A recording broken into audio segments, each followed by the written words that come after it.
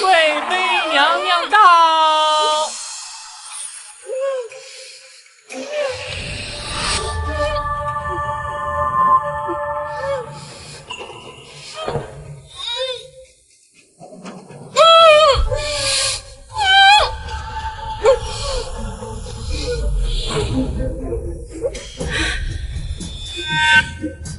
是你怎么来了？姐姐难产，一尸两命，妹妹自然要来送姐姐一程。要干什么？你别伤害我的孩子，孩子是皇上的。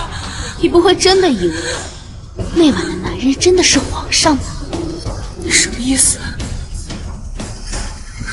什么意思？你一个残花败女，皇上连洞房花烛都不碰你还妄想为他生死？不可能，绝对不可能！我这个纯姐姐到死都不相信，她都还说不可能。唉，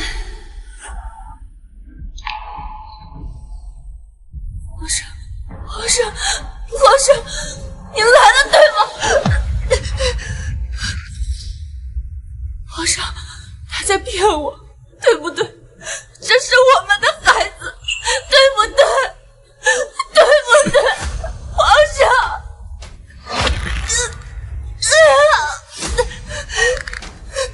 放心，皇上宅心仁厚，肯定不会怪你。毕竟6年前在公主府给你下药，找人玷污你，就是皇上安排的。说什么？不这样，皇上怎么给你雪中送炭，让你感动的嫁给他？他甘愿将你外祖父的兵权拱手奉上。你从6年前，你就在算计我！是，当初为了娶你，我亲自给爱妃喂了堕胎药，杀了她的孩子。现在她又怀孕了，需要用你孩子的心头血做药引，不然你以为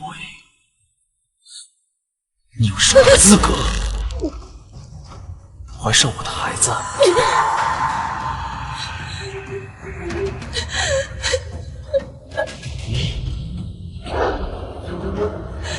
你们要做什么？欠了今天一闭，完了！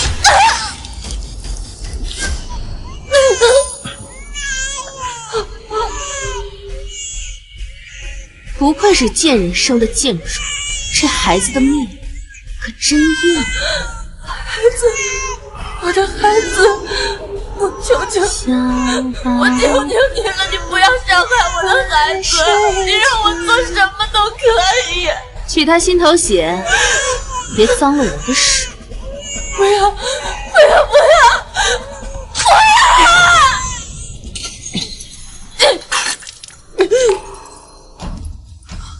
皇上、贵妃娘娘，荣国公府一家134口全部被诛，现场血流成河，尸横遍野。什么？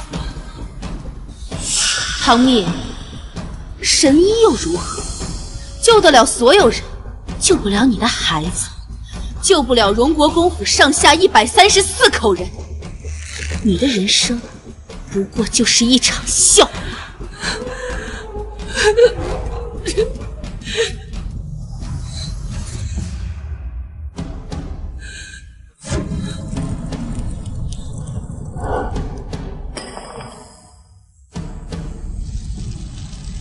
荣国公府心头大患已除，我们可以举办庆功宴了。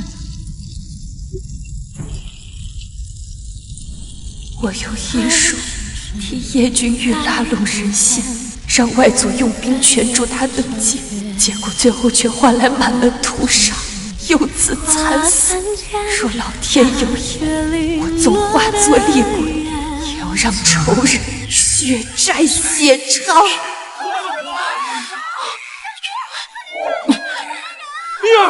始终水里把回忆洗一遍，从此不相见。我见过软雨开过的花，让酸到出梦话，情丝一旁寄全意。这是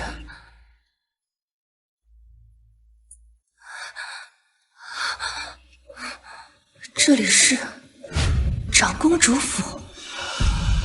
难道我重生了？我的孩子，你应该知道该怎么做。姐姐放心，与唐蜜私通的马奴很快就来了。这房中也点了大量的合欢香。6年前，唐荣受唐莹的指使给我下药，我从后窗逃了出去，却还是进错了房间，失身于人，从此身败名裂，成为全京城的笑柄。记住，我要让全京城的贵人都看到他下贱的样子。唐荣、唐毅，我会一个一个找你们清算。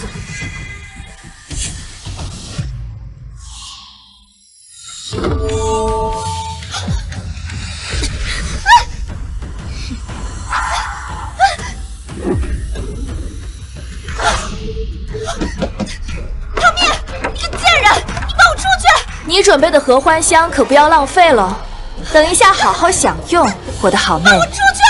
你说什么？贱人，你快放开我！唐蜜，你不是要害我吗？今日我就让你尝尝这自食恶果的滋味，好让全京城的贵人都看看你下贱的样子。来人啊！来人啊！放我出去！贱人，放开我！今日来了好人贵女，你瞧见没？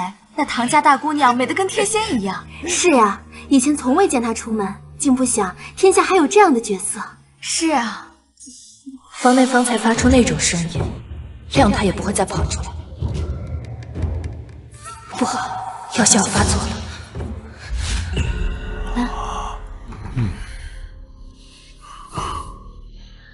王爷，你交代给我的事情我已经办好了，你什么时候娶我呀？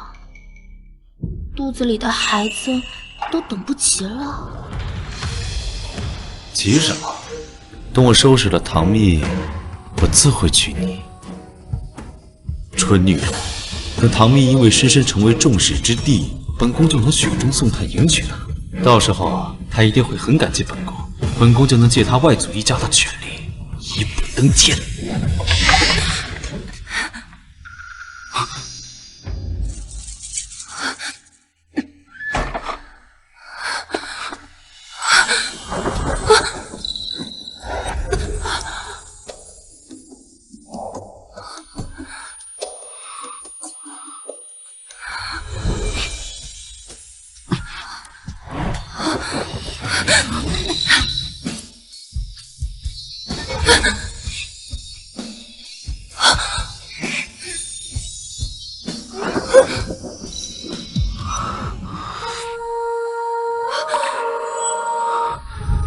不是吧？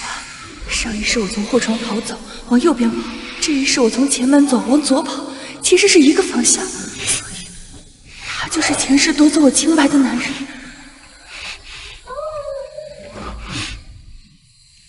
不行，我不能重蹈覆辙。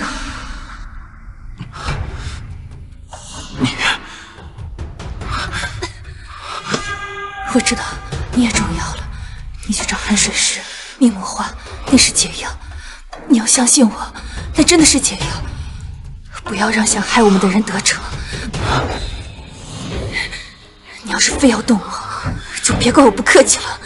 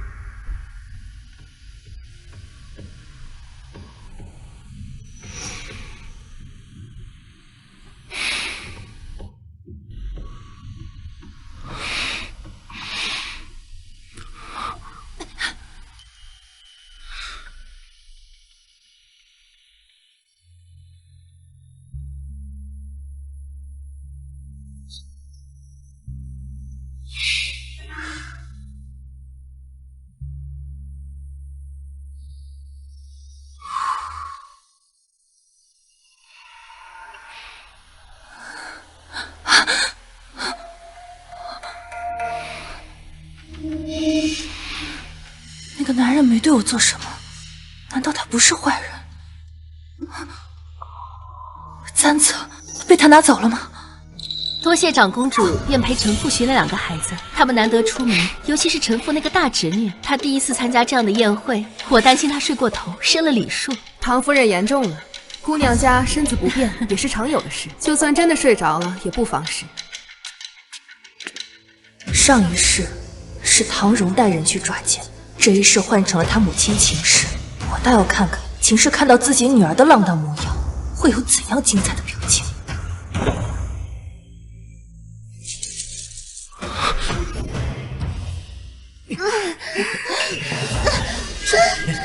这声音，竟然有人如此不懂规矩，敢在本宫的客院行如此阿杂之事！可能是那些个不知廉耻的下人在这里偷腥，咱们还是别进去了，免得误了眼睛。唐夫人，你刚才还找了唐家小姐这么半天，现在又拦在了门口，难不成这里面叫的正欢的女人是你唐家的人？是啊，长公主府可不是那没规矩的府邸，这要是传出去了，是会连累公主名声的。来人，将这门给本宫撞开！本宫倒要看看，到底是哪个不要脸的在此行脏事！是。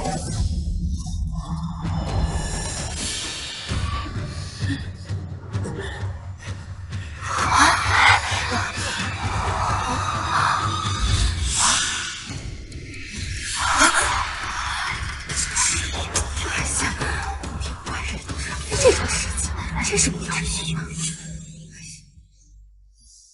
啊！这光天化日的，竟就直接在地上，这未免也太不要脸了。这应该不是长公主府的下人，谁不知道长公主治家最是严明？瞧她头上还簪着金钗，像是哪家的小姐姐？是臣妇管教不严，请让这丫头在公主府行阿扎之事，臣妇实在是愧对公主。这人都没看清楚呢，唐夫人就开始道歉了？难不成这真是唐家的姑娘？唐家今日有2位姑娘来了客院，这里边的是哪一个呀？娘，我听着怎么有点像姐姐？这妹妹就这么说了。蜜儿她爹娘早亡，平日里一直都是老夫人亲自教导。老夫人家教甚严，谁知道这孩子竟做出这种事情来？你的意思是，这里边的是唐大姑娘？我之前还觉得唐蜜是个好的，想让她嫁进公主府，没想到她竟是这种人。大姑娘看着挺得体的，没想到竟如此不要脸，能在人家客房做出这种事情，不知道的还以为是什么勾栏女子。唐蜜，很快你就要沦为万人唾弃的淫妇了，看你还怎么跟我抢欲望。二婶、二妹妹，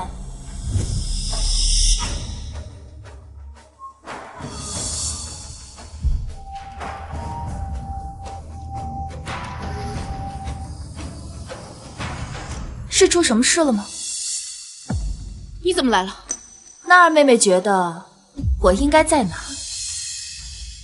见过长公主和各位夫人。这大姑娘不是在这儿吗？那里面的人是谁啊？这还用想吗？里面的肯定就是唐家4姑娘。刚才唐夫人说了半天这是别人家的人，可是这却捉了自家女儿的奸，真是好笑。这里面是什么声音？是四妹妹在里面。你胡说什么？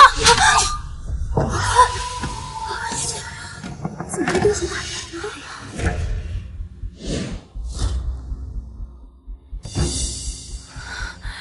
不知蜜儿哪里做错了，惹得二婶如此生气。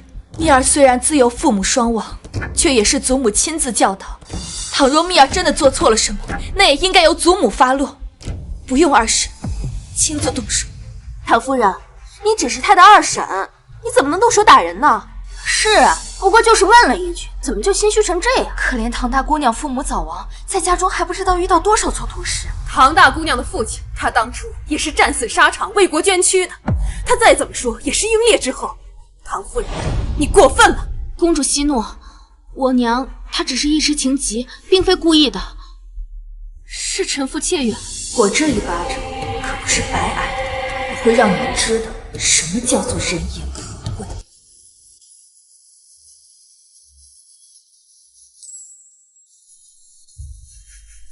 王爷。属下已经查清楚了，是长公主的女儿芷清郡主给您下的药。据说前几日她跟誉王侧妃走得比较近。把查到的东西都交给长公主，她若不能好好管教女儿，本王会让她有更深刻的教训。是。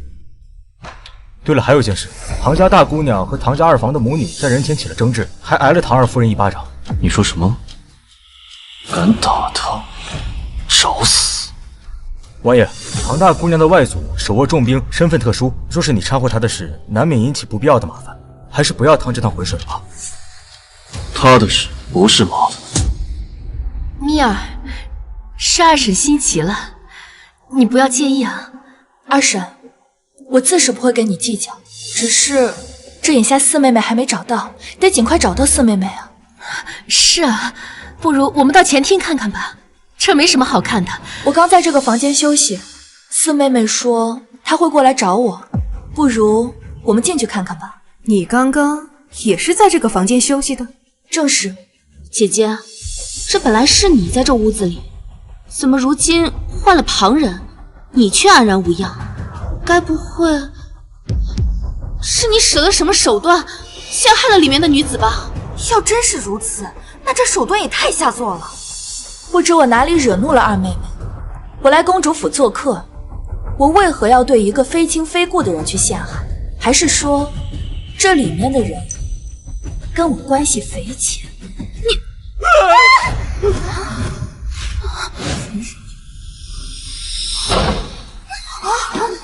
这是唐四姑娘。哎呀，怎么真的是四妹妹啊？这光天化日之下的，你怎么能与一个男人无媒苟合呢？哎呀，这真是糊涂啊！唐夫人，这当真是你的女儿？这到底是怎么回事？贱人，你竟敢害我！四妹妹，你这说的什么话？我什么时候害你了？唐荣，长公主在此，你有什么冤屈，尽管向公主禀明，相信公主深明大义，自会为你做主。请长公主为臣女做主，都是她陷害我的，是她故意把我和那个男人关在里面，还不放我出来。我们蓉儿一向遵守规矩，蜜儿既然用这种恶毒的法子陷害于她，蓉儿这一辈子都被她毁了。请长公主一定要严惩唐蜜。姐姐，你平时在府里为非作歹也就罢了，可今日在公主府，你怎能还在欺凌弱小？你这番做派，让四妹妹以后怎么见人啊？这唐大姑娘真是太过分了，竟然如此诬陷自己的妹妹，真是恶毒！都是自己家人，怎么会做出这样的事情？这唐四姑娘也太可怜了吧，竟然被唐姐这么陷害，也不知道唐老夫人怎么教的唐大姑娘，看着端庄贤淑，没想到竟然如此蛇蝎心肠。唐蜜，就算你逃过一劫，我也有办法让你身败名裂。他在哪？还不快带路！是。王爷向来不会插手这些事，对那个唐大姑娘这般关系，这也太反常了吧？唐大姑娘，你还有什么话说？臣女觉得冤枉。你还敢喊冤？四妹妹口口声声说是我把你关进门的，那我敢请问一句，这门上锁了吗？公主，老奴记得刚才门并未上锁。既然门未上锁，四妹妹故意说是我将她与那个男人关在里面，那这岂不是冤枉我？不可能！我知道了，一定是你用手拉着。你使那么大的劲，你手肯定受伤了，你快给大家看看。唐大姑娘这手不是好好的吗？怎么会？我记得之前拉门的时候手的确受了伤，能这么快就恢复，难道是那个男人？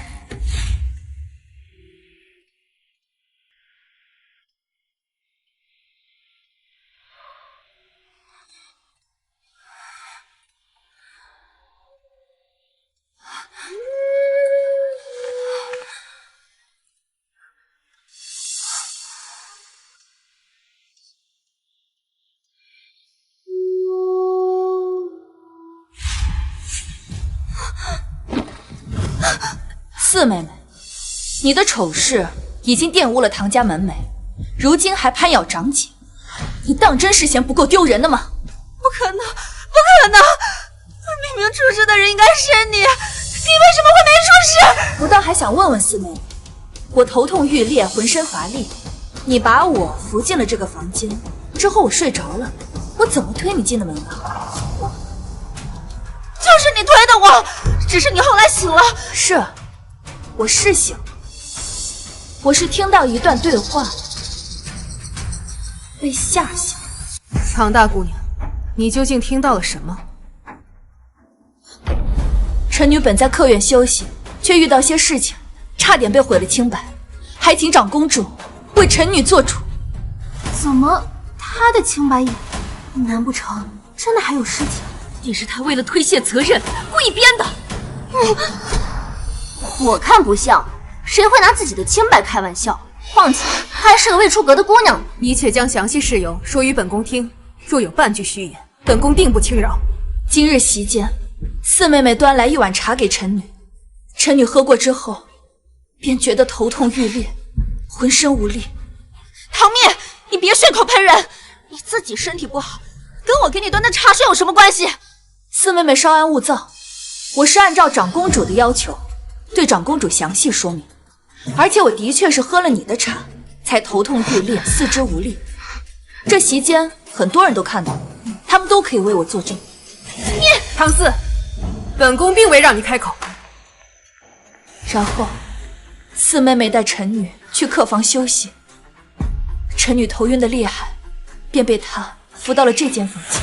在这间房间点了什么香，臣女便睡过去了。隐隐约约中，听到了两位女子的对话，其中一位女子对另外一位女子说，让她找马奴来，侮辱臣女，还说要让全京都的贵人都看看臣女下贱的模样。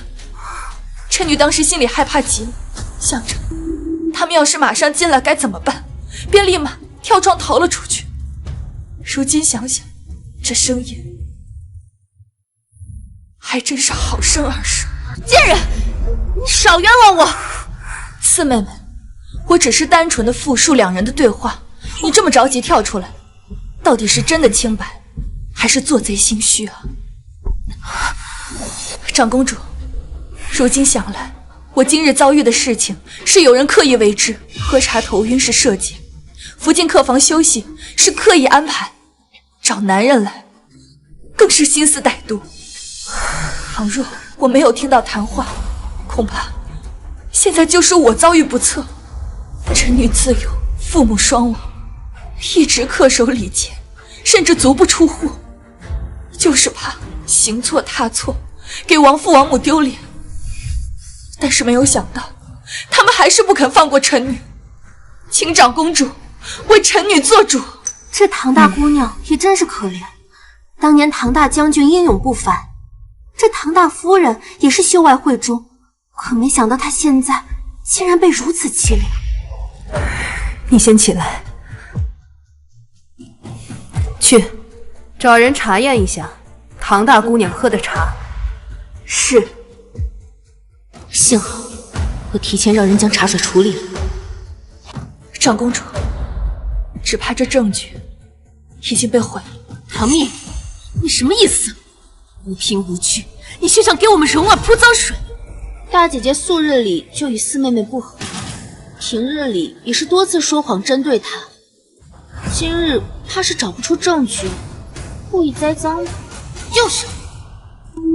唐大姑娘，姿势体大，若是你没有证据，本宫也定然不能轻信你。毕竟，今日受害的是你妹妹，而不是你。谁说他没有证据的？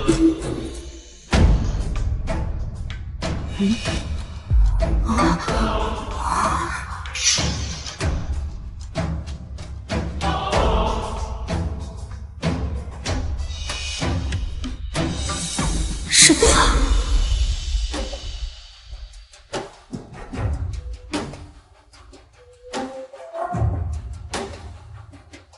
宣王，你怎么来了？听说姑姑在调查唐大姑娘重要一事，只是些内宅琐事，怎敢惊动王爷？他竟是宣王？没错。难道你知道内情？先前本王在靠院休息，恰好碰到唐大姑娘身体不适，连路都走不稳，就让人替她诊了脉，竟发现她被人下了药。竟真有此事！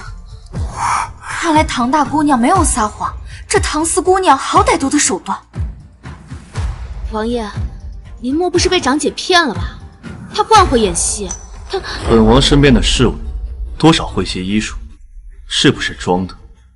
本王自己会看，还轮得到你来质疑？臣女不敢。唐四姑娘坏事做尽，唐二姑娘身为亲戚，不知训诫也就罢了，怎么还做起了帮凶？这难道就是唐家二房的家风吗？宣王跟唐蜜是什么关系？怎么这般维护他？今日不给一个交代，怕是唐荣会被追查，连累我和叶君玉就糟了。看来真相已经明了，唐二夫人，这就是你教出来的好女儿。以她今日对唐大姑娘所做之事，移交官府也不为过。娘，不如您先动手。娘，为娘还以为你说的是真的，一心护你，以为真的是你大姐姐害了你，没想到竟然是你想要陷害你大姐姐。为娘以前是怎么教你的？你太让为娘失望了，还不快给你大姐姐道歉！回去再向你祖母领罚。我不到。四妹妹，听话。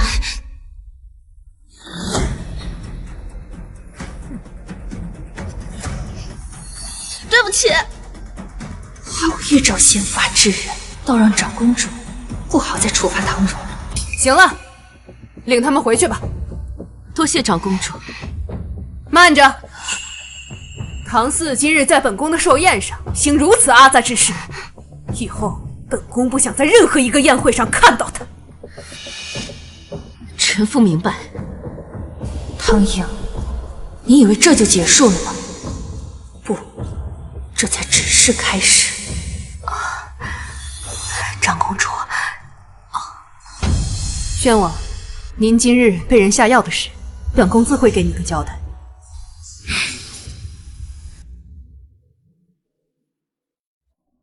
多谢王爷替我作证，就当是你告诉本王解药的谢礼吧。王爷放心，客房的事情我一定不会说出去。臣女告辞。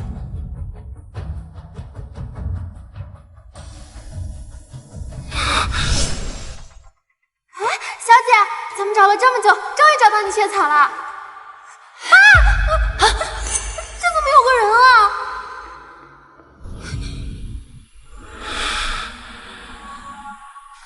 他中箭了，这箭上有毒，必须立刻把剑拔出来。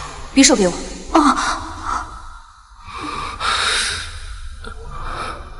会有点疼，你忍着点。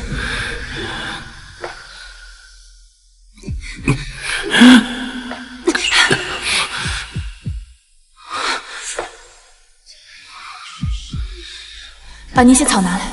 可是我们找了一天才只找到一株，不给他，他就会死。拿来。咱们又不认识他。我是大夫，不能见死不救。拿来。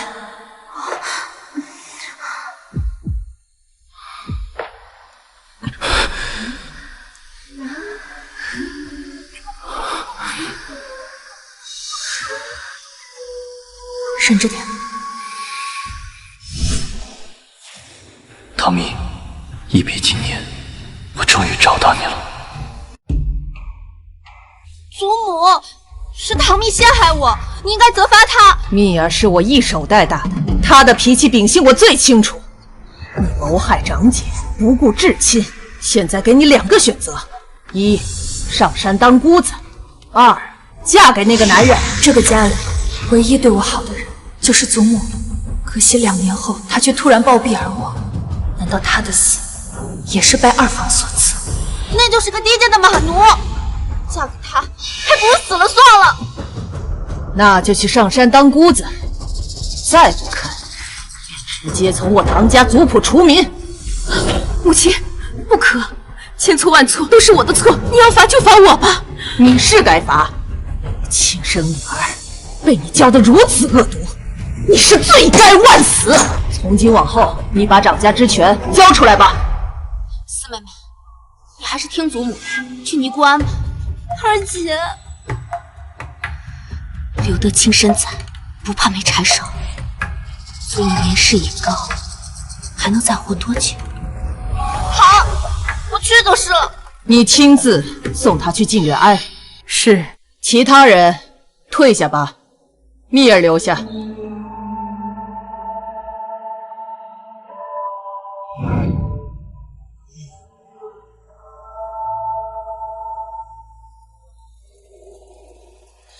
跪下！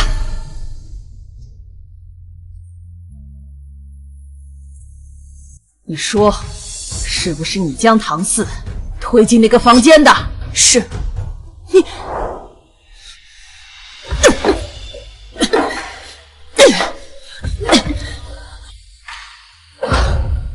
知道祖母为什么打你吗？知道。姐妹之间应该和睦相处，互相帮助，不该相互算计。祖母知道，是他们先想要害你，可你也不能那样对她呀。她好歹是我们唐家的闺女，这一荣俱荣，一损俱损，你害了她，何尝不是坏了你自己的名声啊？上一世我铭记祖母教诲，从不害人，可结果呢？你可知错？我没错。你说什么？我说我没错。我的蜜儿一向都是最乖的，她今天是怎么了？好，你就在这里跪着，好好反省吧。哼！王爷，我们派出去的眼线来报，说誉王昨日去了长公主府，是去跟将军府的二小姐私会了。他和唐儿竟有私情？是，他们二人合谋让唐大姑娘失身，然后誉王再不计前嫌的出现，晓之以情，动之以理，到时候唐大姑娘就会嫁给他，荣国公的兵权也就到手了。天凉了，该给誉王送点温暖。您的意思是把誉王在城南的几间铺子烧了？遵命。哦，对了，还有件事，那位唐家大小姐被将军府的老太君罚跪了祠堂。你说什么？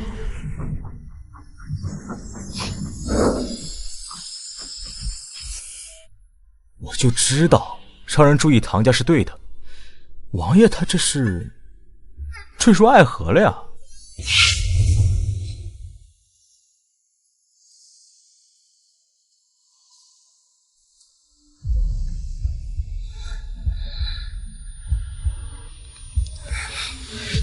一人穿过风雨多少年，此爱不曾遇见。直到你来我的世界，写下了姻缘。你送给我的晴天，让未来有画面。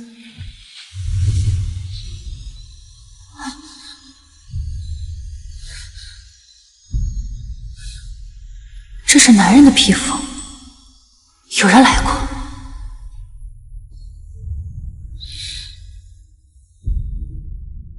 这个味道怎么这么熟悉？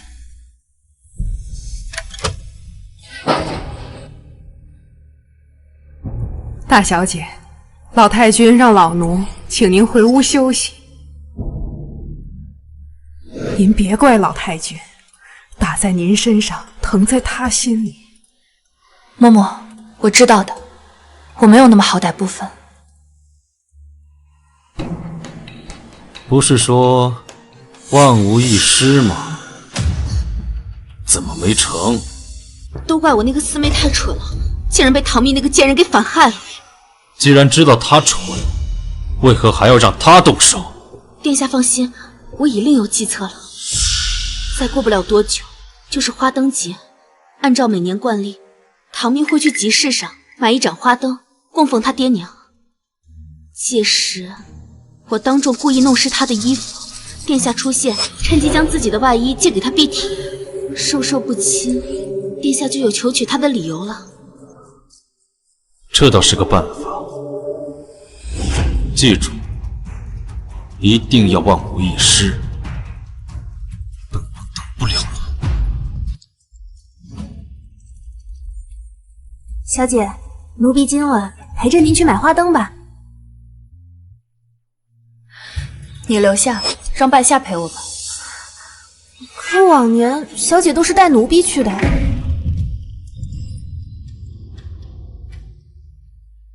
前世临死前我才知道，福临一直是唐寅的人，而半夏为了护我死在了他的手上。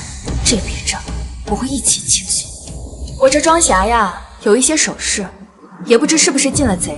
这你是我最信任的人，你留下我才能放心啊。原来是这样，小姐放心，奴婢一定替您看仔细了。走吧。小姐，府里真的进了贼吗？要不要禀告老夫人？要不是留着福临还有用，他现在已经是个死人了。往后多提防他一些。走，我们去那边看看。好，好。哎，小姐，你快看，真漂亮！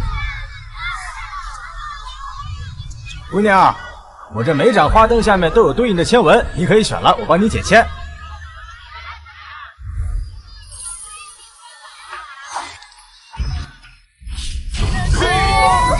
已是命中最美的相见，别人间笑容。哎呦，真是巧了，二位选了同样的花灯。他怎么会在这里？既然唐大姑娘选了同样的木签，我就不夺人所爱了。不碍事的，这木签前后都有签文，我可替二位同时解签。那就先替这位公子解吧。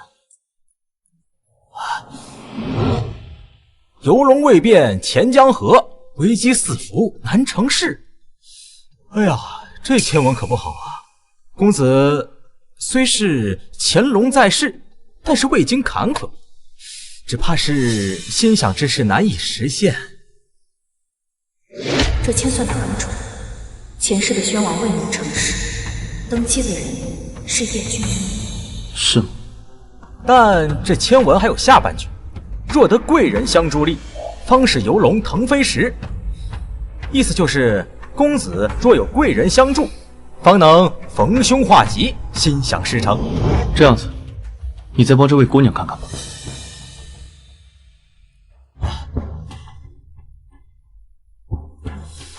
姑娘，你们……难道他看出来我重生了？姑娘真是贵命。凤凰归西梧桐树，一轮涅槃重复始。姑娘想要涅槃重生，怕是不可能，只能周而复始。周而复始？难道这一世我还是改变不了结局吗？不过这签文和公子的一样，有化解之法。有什么办法？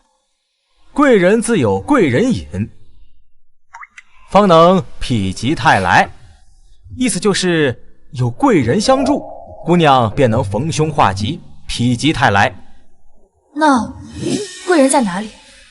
二位的贵人皆已出现，远在天边，近在眼前。你的意思是，我们是彼此的贵人？没错，缘分就是如此的奇妙。刚才的签文，宣王殿下不必往心里去。殿下是天皇贵胄，而臣女人微言轻，实在担不起殿下的贵人，定是那商贩湖州的。我倒是觉得，若唐大姑娘能成为我的贵人，是我之幸；若本王能在唐大姑娘需要的时候帮到你，更是三生有幸。我们不过见过寥寥几次，他为何对我说这样的话？难道他跟叶君玉一样，也想要我外族的兵权？我与殿下不过是萍水相逢，委实不敢高攀。臣女还要去给父母挑选一盏花灯，就不打扰殿下了，先告辞了。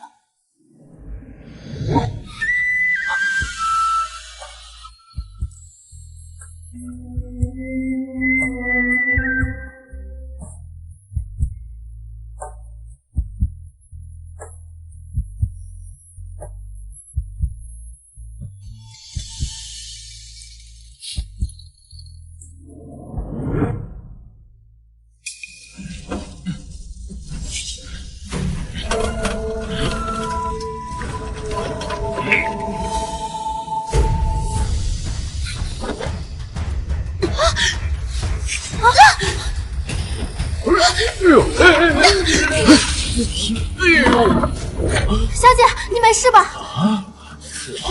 前面发生什么事了？怎么撞到水车了？全部都淋湿了。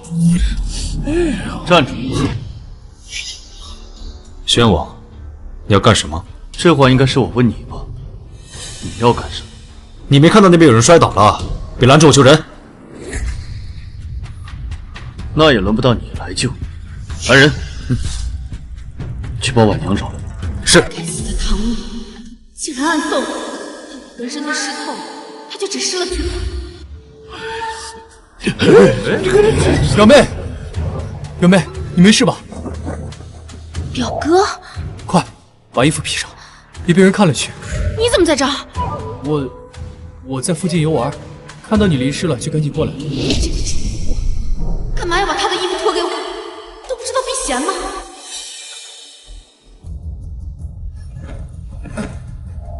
谁让你多管闲事？看来有人要搬起石头砸自己的脚。殿下，婉娘来了。婉娘，把我的披风给她。是。唐大小姐，夜寒如水，你先披上本王的外衣吧。不必了。不用跟本王客气，你的衣服湿了，这样不方便。姑娘，我这里有一件干净的披风，送给你穿吧。我也是女子，不会影响姑娘的清誉的。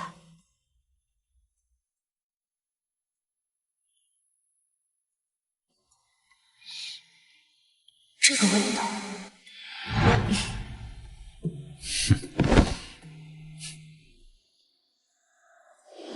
小姐，今天真是吓死奴婢了，你没事吧？我没事。这件披风跟之前在祠堂里披在我身上的那件味道一样，都有兰花的清香。难道他们是同一个人？敢问大姐姐，我可是做错了什么事情，得罪了大姐姐？大姐姐自己要摔倒，为何要拉我做垫背，害我淋了湿透？我刚刚的确看到是唐大姑娘先动手拉了她，所以二姑娘才倒地的。这个唐蜜也太过分了，自己的清白一点没损，她的亲妹妹损了清白。唐蜜，你好恶毒！我恶毒？那既然骂名都背上了，再不做点什么，岂不是可惜了？你什么意思？表妹，大姐姐为何要打我？我走路走得好好的，你到背后来推我，打你2下，这都算是轻的。那你说是唐莹先动的手？我没有，少在这诬陷我！我摔跤的时候并未回头，谁推了我，我就顺势拉了他一把，真凶一目了然。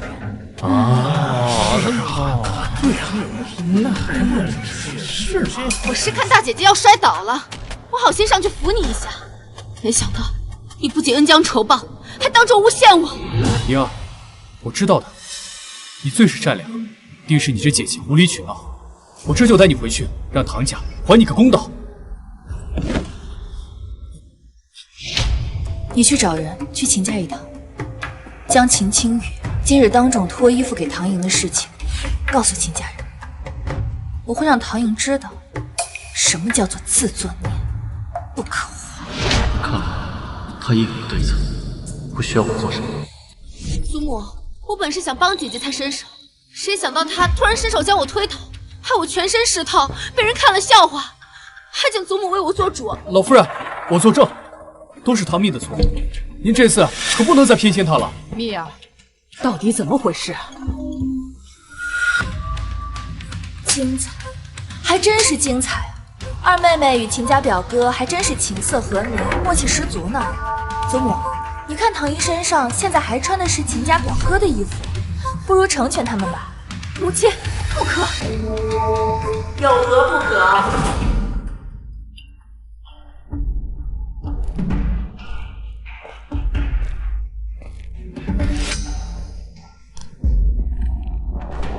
大嫂，你怎么来了？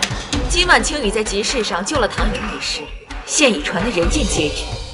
而我秦家素来重视礼法，我看不如就将他二人的婚事定下好。不行！你二人在众目睽睽之下已然有了肌肤之亲，若不成亲，如何收场？祖母，我与表哥只是兄妹，并无私情。表妹，你别这么说，娶你我心甘情愿。是天鹅肉，我可是要嫁进王府的，谁能嫁给你？哎呀，刚刚没听错的话，二妹妹不是说，要是没有你的秦家表哥，你今日就都被人看光了。此等恩情，那定是要以身相许啊！没错，我儿是你的救命恩人，所以必须嫁给你。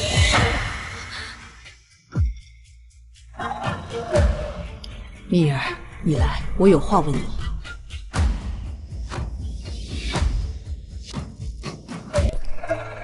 蜜儿，我问你，祖母，当真是你二妹先推你的？祖母，我知道您不愿相信，可当时誉王就在不远处，我不过施了些裙摆，他就急不可耐的要把自己的衣服给我。您觉得这正常吗？这么说，他跟誉王勾结，想婚你清白？包括上一次在公主府，以四妹妹的脑子，根本就想不出这样的计策。他怎么敢？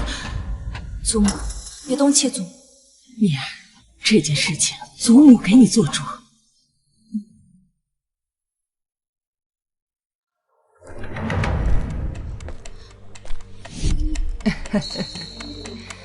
刚才老身想了想，秦夫人说的有道理。既然青羽对唐颖有恩，他们还是青梅竹马的表兄妹，这门亲事最合适不过了。我同意了。好，祖母，我不同意。婚姻大事，媒妁之言，父母之命，岂有二妹妹不同意的道理？没错，老夫人已经开把了，由不得你拒绝。回头你就让媒婆上门下聘。是唐蜜跟着死老太婆说了什么？这件事情绝不能这么算。小姐，你找什么呢？我那件披风呢？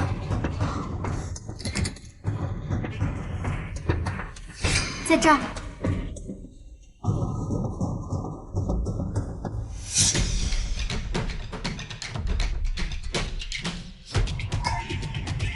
两件一模，上面的冷香都一样。给我披风的人到底是谁？王爷，祖母要将我嫁给表哥，请您帮帮我。你怎么办是的？本王叫你想办法，让唐蜜被淋湿，你倒好，自己被淋成肉汤鸡。现在偷鸡不成蚀把米，还想求本王帮你？王爷，我对你一片真心，你是知道的。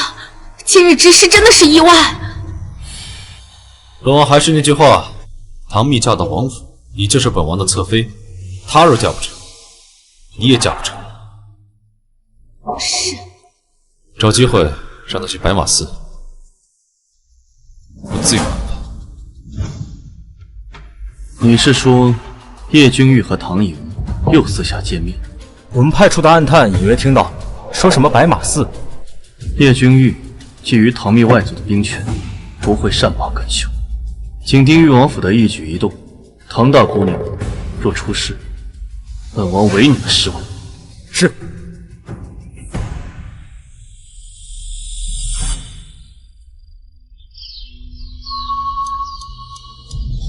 母亲，秦家那边已经算好了订婚日子，就在下个月底，9月28。9月28，那可是聂儿父亲的忌日。可秦家的人说，下半年没有合适的日子，就那日最合适。而且他们也不怕冲撞，说这是撞喜。这种鬼话你也信？你的脑子呢？祖母，下月中旬是大姐姐生辰，不管是我的婚事还是大姐姐的生辰，都跟大伯的忌日相冲。不如我们提前为大伯做场法事，如何？这倒也不是不行。这可是大伯的10周年整戒，不能马虎。我想，就选择白马寺如何？香火旺盛，而且祖母也与住持相熟，必定会多照顾一二。不如就选择白马寺吧。白马寺确实不错，那就这么办吧。唐颖怎么可能心甘情愿嫁给秦青羽？事出反常必有妖。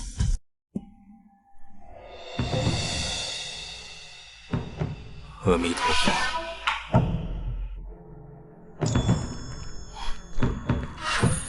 净空大师，老夫人有礼了。此次我们来，想请贵寺为我儿做一场法事，会在此小住几日。老夫人拳爱子之心，唐将军泉下有知，定能感受到。听闻净空大师算无一策，可否请大师替我大伯算上一卦，让我们知道他在下面过得好不好，也好让祖母安心。既如此，老衲就替唐施主算上一卦吧。那有劳大师了。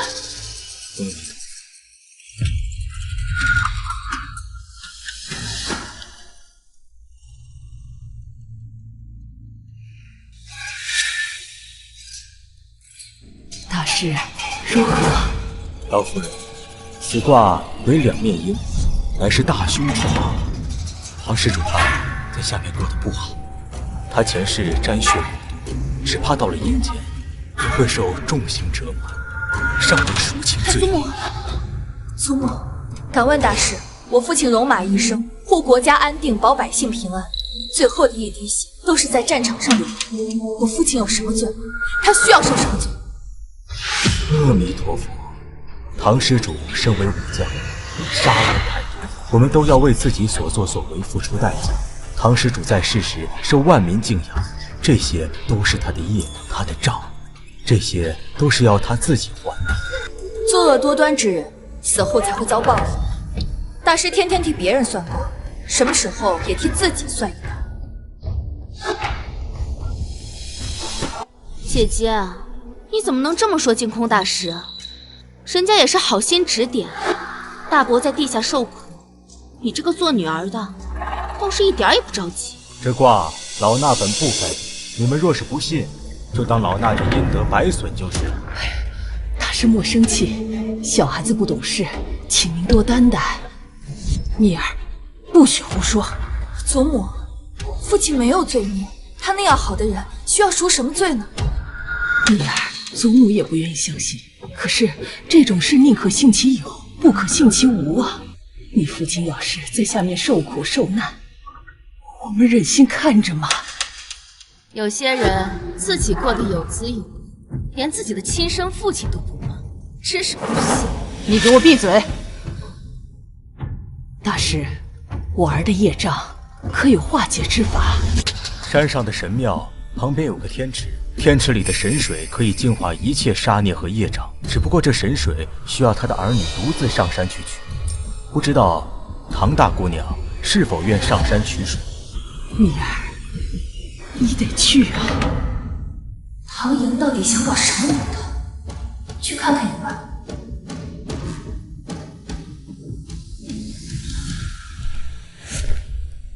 小姐，我们带这么多草药干嘛？这些药足够放倒不少人了，以备不时之需。他们最好别犯在我手上，不然我亲自让他们下去给我父亲赔罪。我走了。小心点。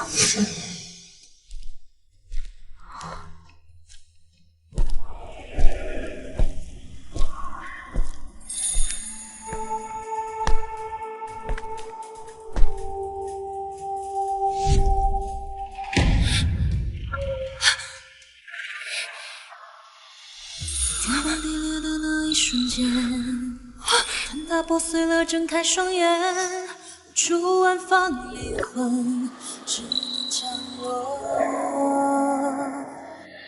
灵魂相接在天地之间，看山盟海誓，因为上成全。你没事吧？没有你的世界，我无力天王殿下，怎么会到这里的？这里被人挖了一个深坑，用枯枝覆盖住，掩人耳目。刚才你若再往前踏一步，就会掉下去了。我早就预料到他们会动手，没想到连坑都给我挖好。看来王爷是知道这挖坑的人了。唐大姑娘不是也猜到了？叶君玉一心想娶你，你若掉了下去，他定会装作救你的名义一并掉下去。到那个时候，你二人谁都上不了，只能等其他人来解救。可这么一来，你们孤男寡女再相处这么久，你的名声必定受损，他就能顺理成章向父皇求娶。好歹毒的心思，我委实没想到，佛门禁地，他竟如此丧心病狂。不过，王爷怎么会来这里的？我今日来白马寺礼佛。哦，所以殿下来礼佛，恰巧上了山，又恰巧救了我。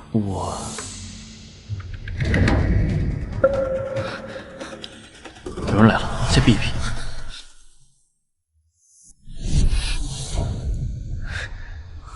叶君玉，果然是他。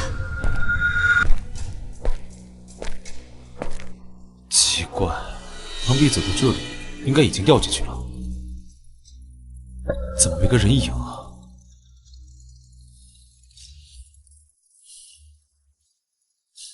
你上山是不是要去神庙旁的神水？你连这个都知道？你只身一人前去不安全，我陪你去吧，免得你遇到叶君玉会有不必要的麻烦。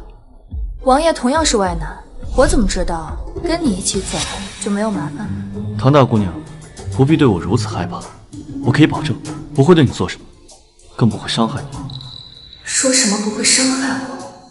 可上一世在公主府，等我醒来之后，他早已没了人影，只剩我一人留下，受尽千夫所指，被人辱骂唾弃。他来了，再不退就来不及了。我脚扭了。来，我背你上山。来，可是上来。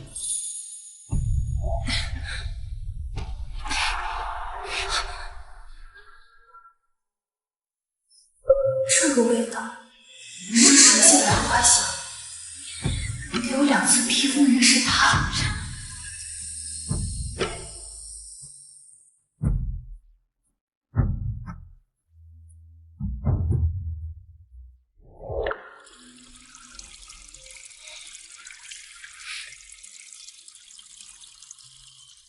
走，我送你下山。谢谢你，宣王殿下。有件事我想问你，你为什么一再的帮我呢？我们不过是萍水相逢，不是吗？他果然不记得救过我，或许是我和唐大姑娘有缘吧。既然有缘，就无法做到袖手旁观，而是真心的希望你能过得好。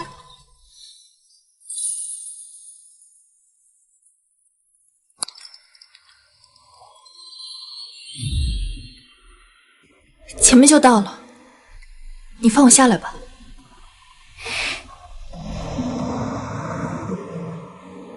今日多谢王爷了。举手之劳，不足挂齿。日后你有任何需要，都可以让人去王府找我。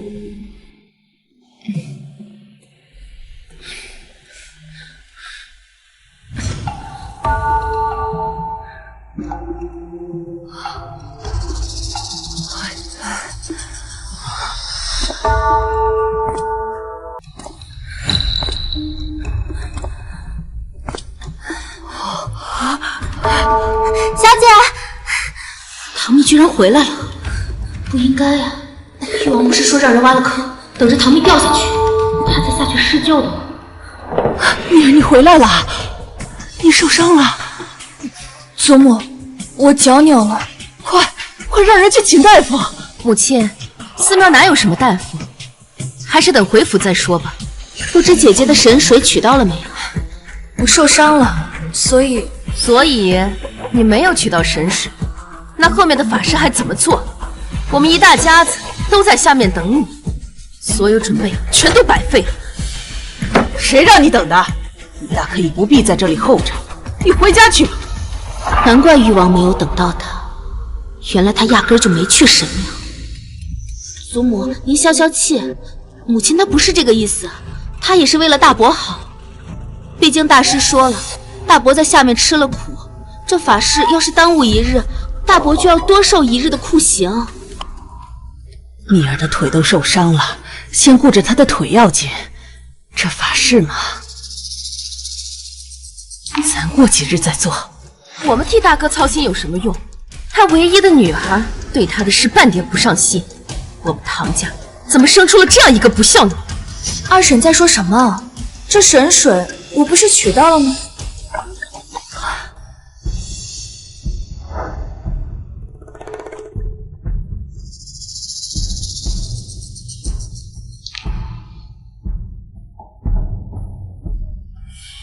姐姐不是脚扭了吗？怎么可能去神庙取到水呢？这真的是神水，不会是你从路边随便找来糊弄我们的吧？取自神庙，岂能有假？我虽然腿受伤了，走得慢了些，但事关父亲，再难我也得将水取回。蜜儿，你是个好孩子，奶奶就知道你是个孝顺的孩子。如果是真的，他为何没有掉进坑里？誉王不是说他做了完全准备吗？快去将净空大师请来。我去请吧。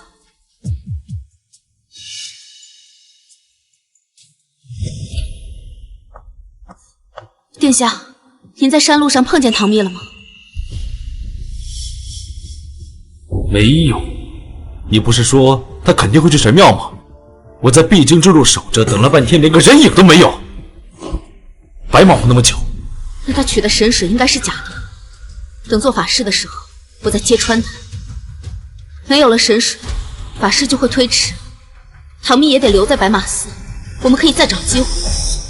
本王再给你最后一次机会，希望这次别再给本王搞砸了，否则别怪本王没有耐心。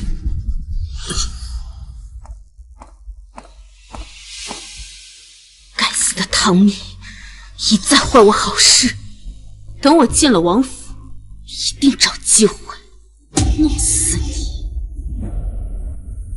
祖母，净空大师来了。净空大师来了，我们人都到齐了，就请大师为我们做法事吧。阿弥陀佛，不知唐施主可有取到神水？取来了。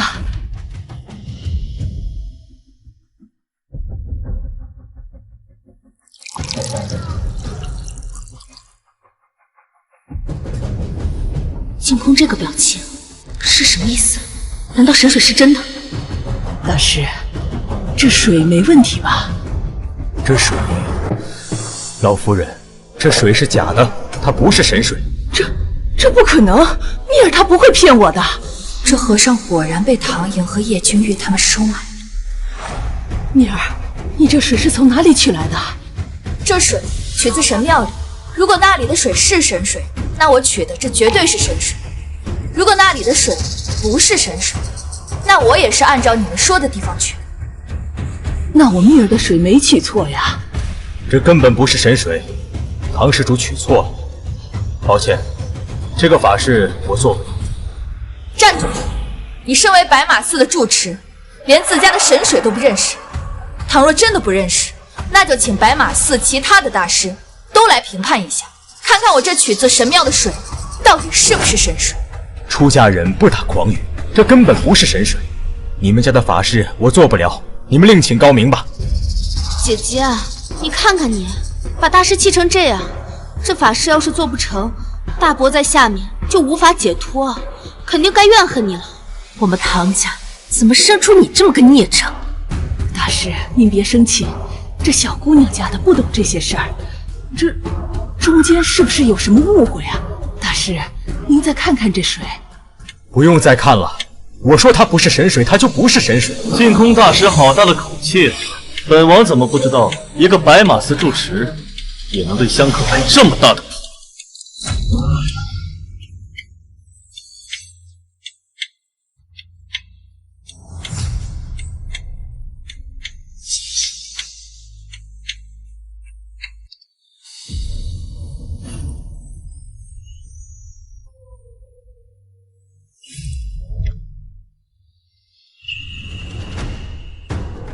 宣王殿下，本王怎么看你的玻璃就是神水？这……去把白马寺的所有大师都给本王请来，本王倒要看看这白马寺还有没有慧眼识珠的人，还是都是有眼无珠之人。是。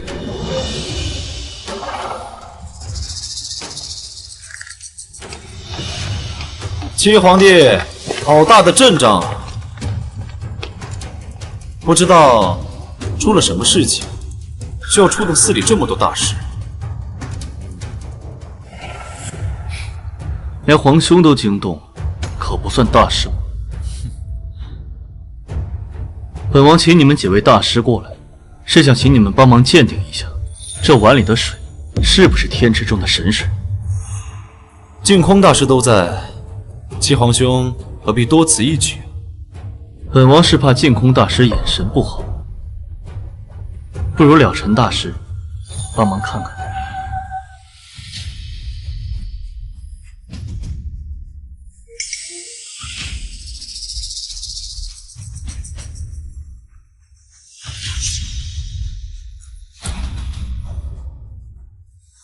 这的确是我们天池的神水。这不可能！一般的水都是无色的，神水则是呈淡蓝色，并且有一点硫磺味和甜味。老衲方才尝过，不会有错。净空大师，你身为寺庙住持，连自家的神水都分不清，依我看，这个住持你也没资格再做了吧？老衲。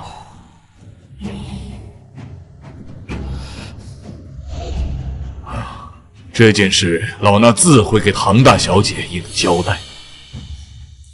家父10周年忌日，还请了尘大师为家父做法事。有劳了尘大师。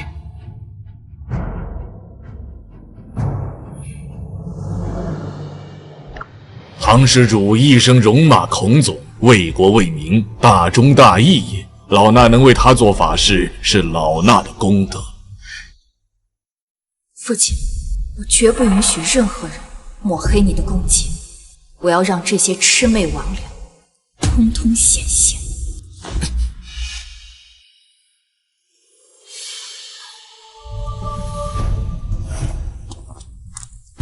现在怎么办？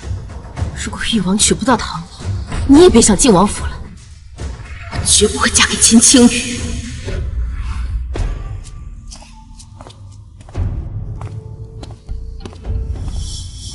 母亲，四妹妹当姑子的尼姑庵就在附近，待会儿去看她时，把这套衣服和面纱带给她。这是何意？我已经让人约了秦青羽，今日晌午在白马寺和尼姑庵中间的树林见面，到时候四妹妹代替我去。你要把秦青羽推给你妹妹？娘，四妹妹已经名声尽毁，根本就嫁不出去了。你难道想让她在尼姑庵里孤独终老吗？只要坐实了和秦青羽的亲密关系，我就可以退婚，四妹妹也可以离开此处，岂不是两全其美？好，我这就找她去。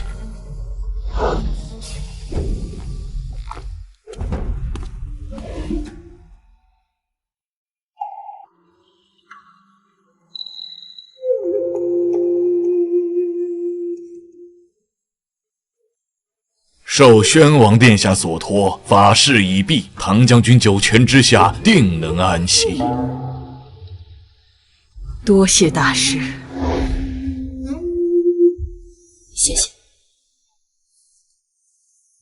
如今法事已经做完，我们也该告辞了。老衲也该告辞了。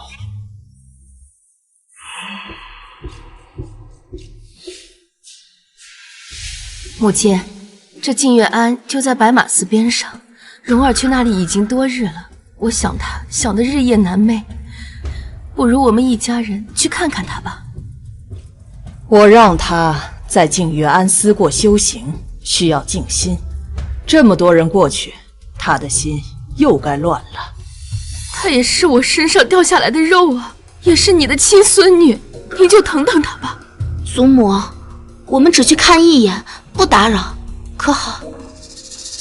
罢了，都一起过去吧。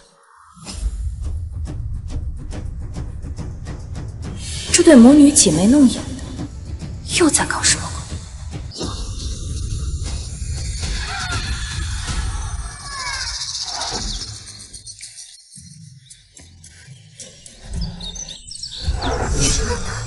鬼？表妹，我一收到你的信我就来了，几天不见，可想死我了。我记得从这条路过去就到金源安了，四妹妹看到我们一定会开心的。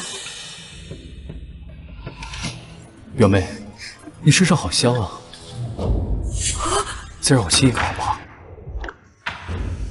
讨厌！哎呀，这是什么声音？听着怎么如此耳熟啊？娘，那个不是青羽表哥吗？还真是他。这光天化日之下，佛门圣地，成何体统？原来他们唱的是这出戏。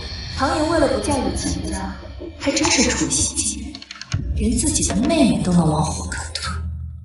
你们在干什么？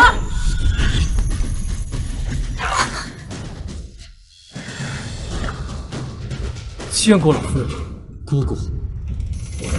秦青雨，你可知这是什么地方？岂容你如此放荡放肆？老夫人莫怪，我也是太过思念表妹，才会忘了分寸。不过我们快成亲了，做些亲密的事也不为过吧？成亲？你身边的那位女子是谁？她是我表妹啊。表哥，你何必睁眼说瞎话呢？既然你已心悦旁人，又当众做出这种事，我们的婚事还是作罢了。我是绝对不会嫁给你。表妹，你怎么在那儿？那他是谁？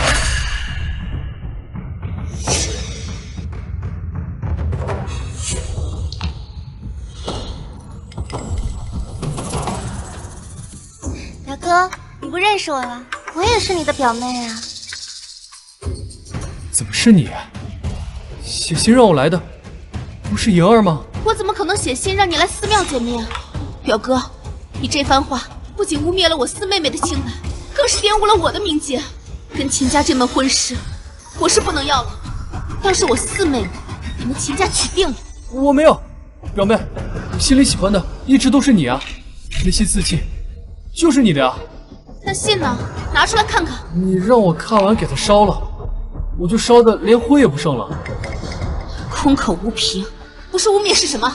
表哥，你都对我这样那样了，你总不能不负责任吧？你戴着面纱，我还以为是莹儿呢。够了，祖母，还请您取消我和秦庆宇的婚事，成全了他和四妹妹。唐柔，我送你上山是来进修的，不是跟男人鬼混的。你如此行事，对得起唐家的列祖列宗吗？母亲，事已至此，您再骂他也不用了，还是让秦家早日下聘，将他娶回去吧。不行，我不同意。表哥，在我心里，你一直是一个堂堂正正、顶天立地的正人君子，你可千万别做让我失望的小人啊！唐莹这招够损的，给人家下套，还说这种话刺激他。秦青雨碰到他也是倒霉。可是别可是了，你不嫌丢脸，我们唐家还嫌丢脸。你和唐英的婚事取消，替换成跟唐荣成婚，就这么说定了。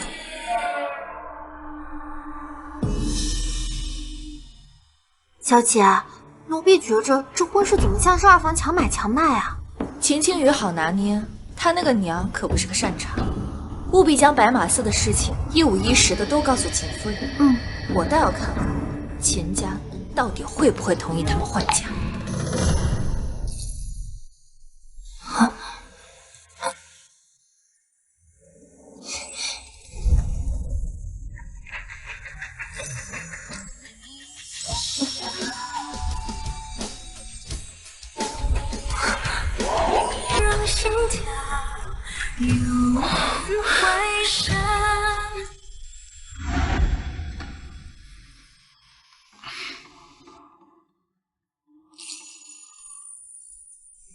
谢谢殿下。不必客气。先前我被净空大师刁难，也多亏了你及时找其他大师过来帮我作证。神水是本王陪唐大姑娘取来的，自当善始善终。殿下帮了臣女那么多次，臣女实在是无以为报。我不需要你的报答，只要你开心就好。这个你拿着。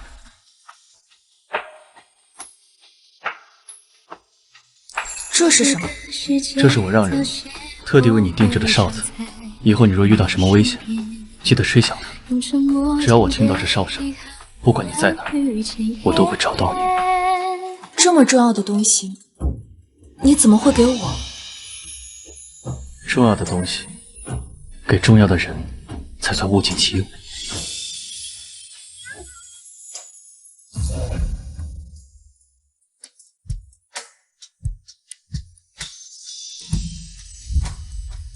重要？他是在说我吗？老夫人，不好了，秦夫人她打进来了！你说什么？给我滚开！秦巧云，你好歹毒的心思，为了把自己那个没人要的女儿嫁出去，连亲侄儿都算计，你还是人吗？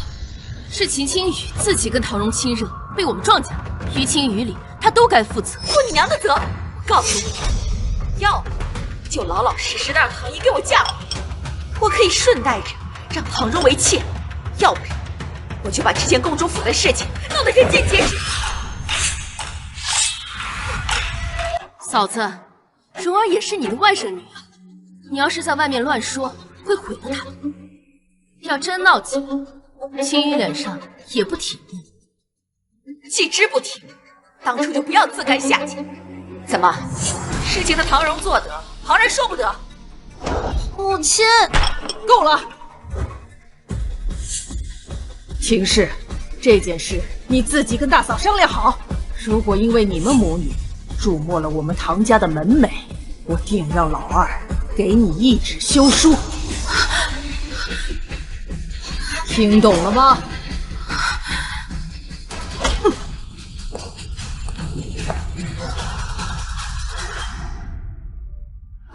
二妹妹平素不是跟四妹妹最要好吗？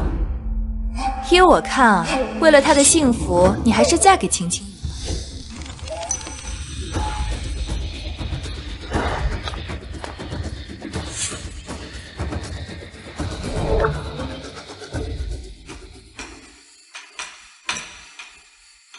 大嫂，听说大哥前几日在赌坊收了不少银子。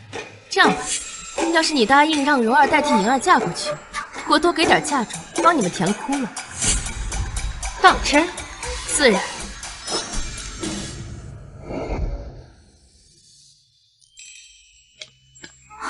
小姐，他们说，就是这样。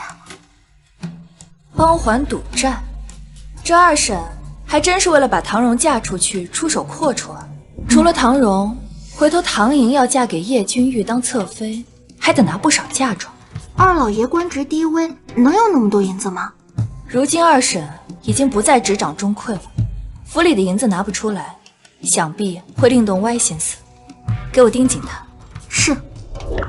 哦，对了，刚刚奴婢回来的时候，听到二小姐吩咐婢女将新做的衣裳和新买的胭脂水粉送到房内，像是要精心打扮的样子。可是近来也没有听说要什么宴会啊。没有宴会，那就是私会了。前世临死前，唐莹说叶君玉为了娶我打掉了他的孩子。算算时间，他们最近该圆房了。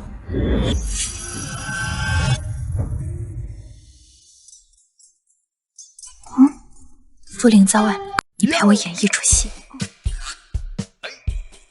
小姐，您最近的皮肤真是太好了，简直吹弹可破，是怎么做到的？我这最近啊，在研制一款含香丹，服用之后不光皮肤可以变得更好，更重要的是，这身体里啊还自带一股清香，这可是花费了很多时间和名贵药材才做成的。怪不得呢，有了这含香丹啊，以后外面那些男人对您更是倾心爱慕了。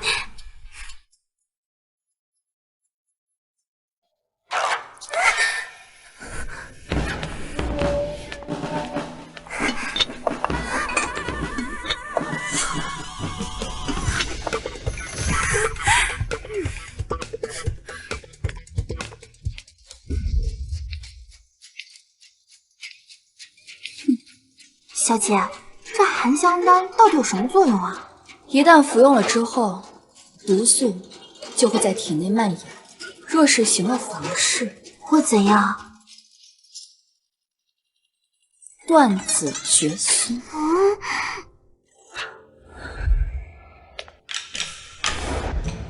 二小姐，奴婢亲耳听到大小姐说，她就是因为服了这丹药，才会美貌惊人，身上还有淡香。听闻您最近在搜罗变美的良方，奴婢就将丹药给您偷过来了。不错，你做得很好。怪不得只要唐蜜一出现，所有男人的眼光都会聚集在她的身上。原来她是用了这个手段。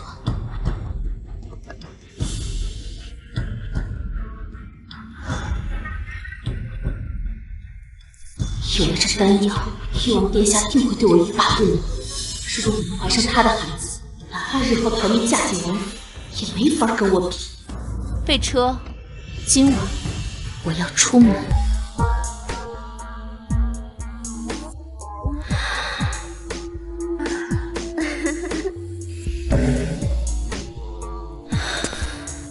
王爷，来呀！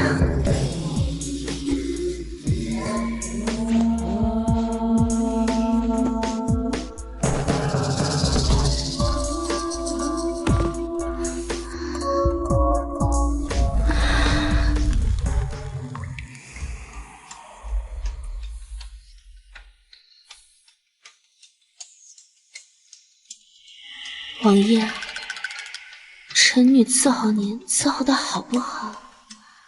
就让臣女给您生个孩子吧。就算要生，也要等你姐姐进门之后。可是，王爷，怎么了？来人，快来人！王爷吐血了！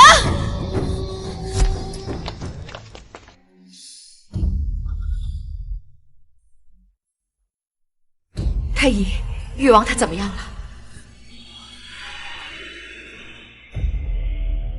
回皇后娘娘，王爷他这是中毒了。可他的吃食你们都检查过了，没有问题呀。他这毒不像是吃下去的，倒像是行房事之后蔓延到体内的。这位姑娘，可否给你把把脉？愣着干嘛？给太医看诊。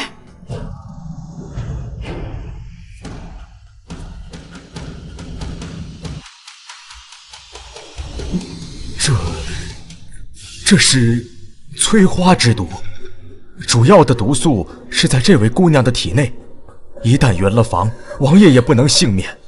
而且这样的毒素对男子危害极大，所以王爷才会吐血昏迷。那可有解药？此毒不会伤及性命，但什么？但会对男子绝嗣。你说什么？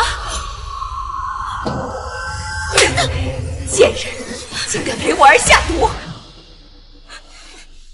皇后娘娘，臣女冤枉，臣女什么都不知道。姑娘，你最近是不是服了什么药？还有印象吗？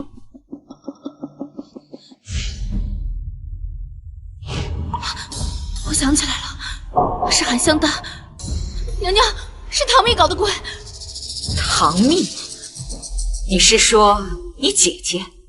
对，我是听说她研制了含香丹，能美容养颜，就让人偷偷拿了几颗服用。一定是她在含香丹里动了手脚。来人，将唐蜜给本宫找来。是。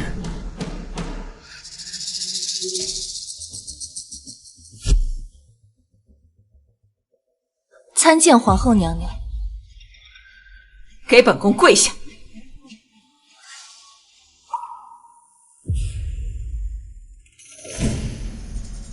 不知皇后娘娘深夜找臣女过来，所为何事？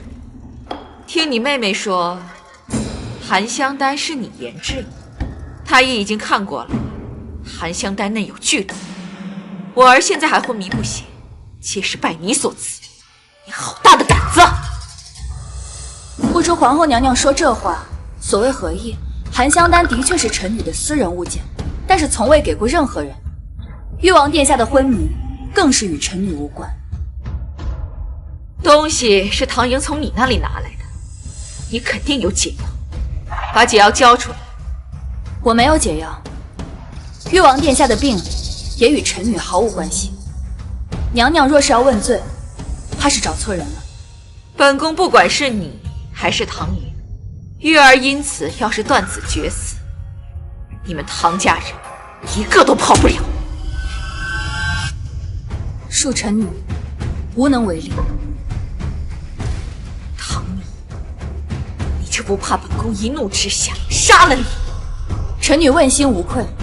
若忠臣良将之女枉死，娘娘不怕在天下人面前没个交代。你好一张伶牙俐齿的一张嘴呀！本宫是皇后，杀一个女不至于畏手畏脚。来人，将唐蜜关进冰室里，什么时候交出解药，什么时候放出来。是。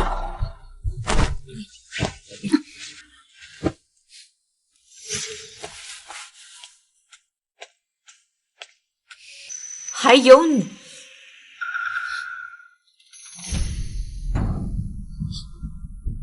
皇后娘娘，臣女是被唐蜜算计了，真的不关我的事啊！你一个闺阁女子，浪荡轻浮，勾引我儿，才让我儿中毒。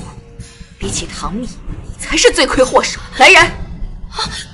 等一下，娘娘，臣女近日和誉王殿下行过几次房事。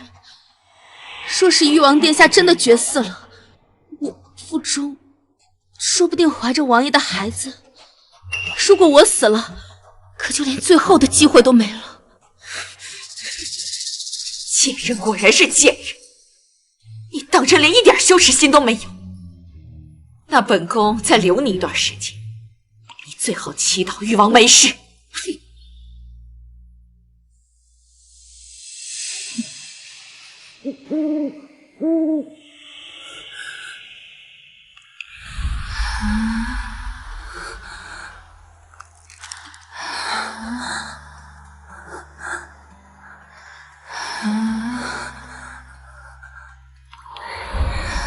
虽然来之前我已经跟祖母说过，说我一个时辰未过，就请他拿着御赐宝剑进宫领圣，可真在这里待几天，多半会生病。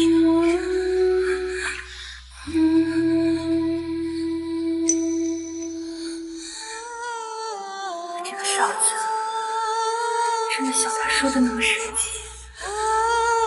如果对上皇后，他还会愿意救我吗？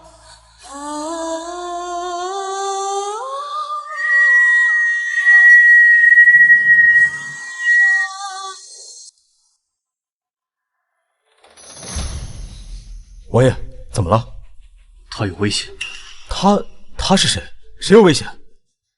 这个方向是誉王府，找一队精锐，跟我去誉王府救人。是。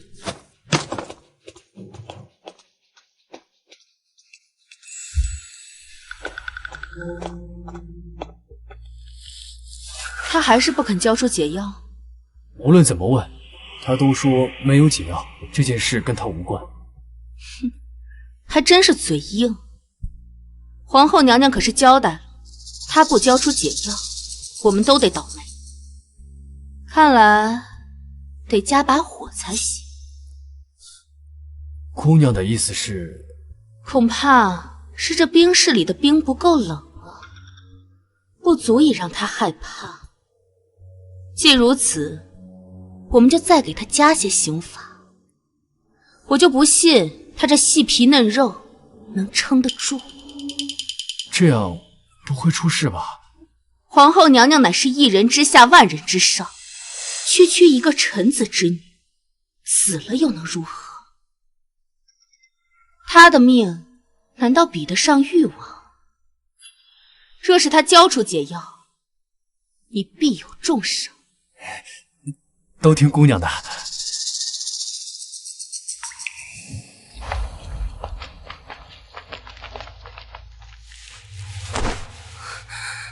姐姐，我奉皇后之命再来问你一次，解药在哪？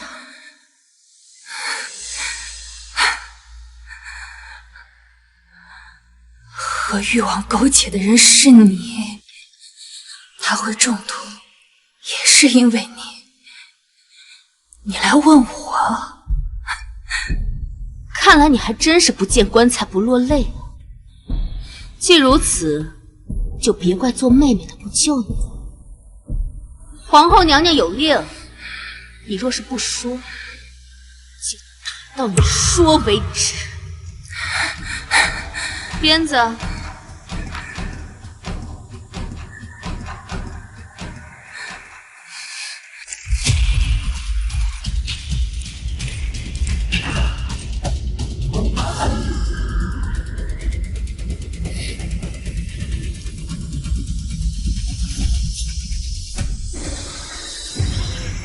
宣王，他的胆子！这里是誉王府，请你带兵善守。本王是来找人，无意惊扰母皇的誉王。只要你们将唐蜜交出来，我立刻离开这里。唐蜜，你跟他什么关系？哦，本宫知道，是不是你们两个设计谋害我的儿子？唐蜜在哪里？你休想知道！誉王要是不能康复，那就让唐蜜命抵罪。不交人，那本王就亲自找。来人，给我搜！就算今夜把这王府翻个底朝天，也要把人给我找到！还愣着干什么？还不拦住他！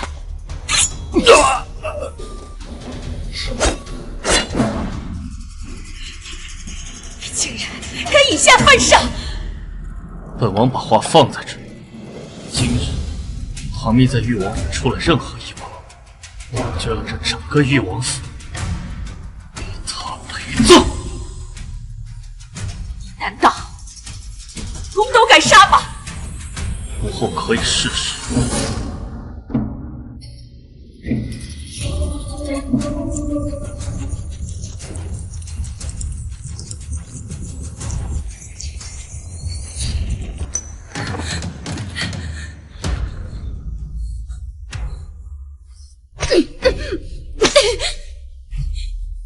姐姐，这冰势寒冷，你若是失血过多，恐怕性命难保啊！你有本事就打死我！催化之多，断子绝孙，他注定登不上这皇位，你也休想怀上他的孩子，只能给我陪葬！你胡说什么？把解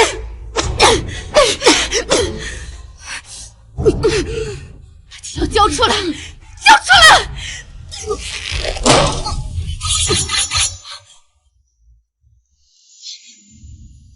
容风翻动我过往篇章，用笔墨写我荡气回肠，总要看着命运速。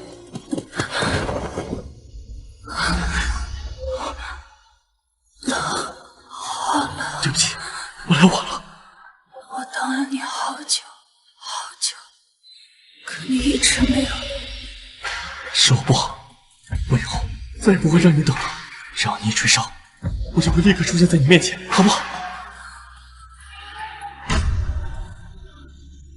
你找死！誉王殿下，你不能杀我，我肚子里可能还有誉王殿下的孩子。来人，把他给我带出去！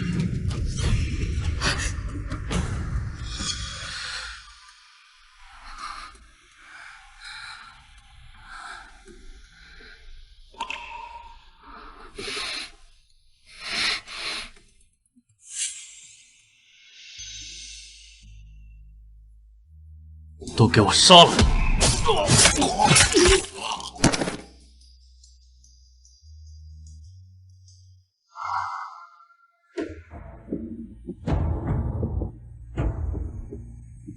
母后，这是何意？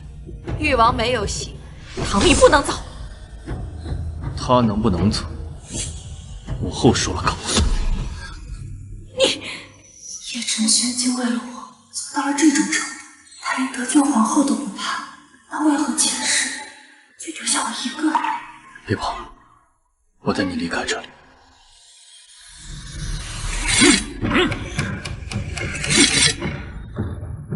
皇上驾到！都把兵器给朕放下！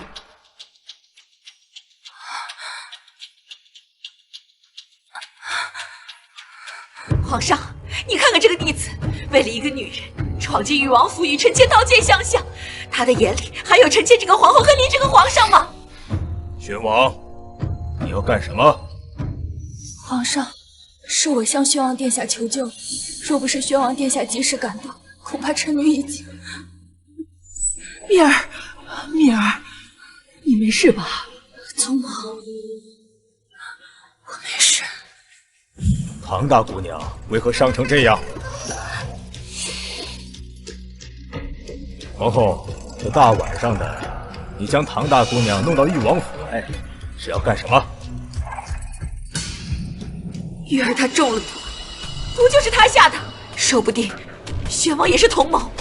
中毒？中了什么毒？他不行，不能让皇上知道，玉儿无法生动。臣女从头到尾没有跟誉王接触过，明明是二妹唐莹跟誉王殿下欢和，才导致她中毒。皇后娘娘却把我关在冰室里，还动用私刑，臣女差点被活活打死。还请皇上为臣女做主。陛下，蜜儿她纯良正直，绝不会做这种事。皇后娘娘无端发难，可有证据证明是她做的？臣妾不需要证据。蜜儿的父母戍边多年，双双战死沙场，只留下唯一的女儿。老身不求她荣华富贵，只求她平安健康。可皇后娘娘不分青红皂白，宠蜜儿以极刑，让她险些丧命。我儿若泉下有知，他们最疼爱的女儿如此被人欺负，让他们如何安心？皇后娘娘此举，不怕寒了将士们的心吗？祖母，老身今日就算舍弃这条老命，也要斗胆问陛下一句：她贵为皇后，就可以草菅人命，残害忠良吗？竟然敢对本宫这么说话！放肆！朕看你是疯了！身为皇后肆意妄为，眼里还有王法吗？臣妾这么做也是为了救玉儿啊！再说了，臣妾只是把她关进冰室，何时对她动过刑啊？那就要问唐二姑娘。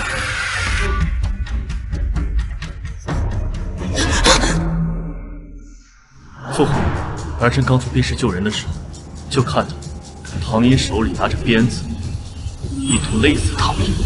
在那之前，他们对唐蜜严刑拷打，手段极其残忍。唐寅，你怎么敢？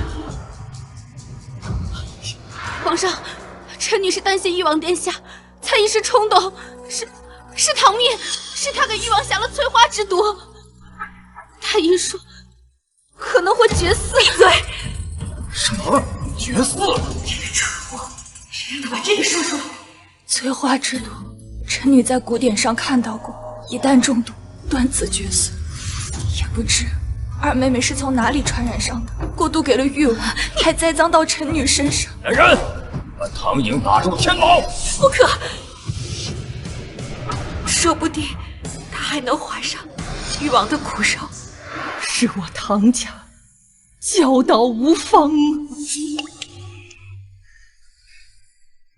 我看在老夫人的面子上，暂且饶你一命。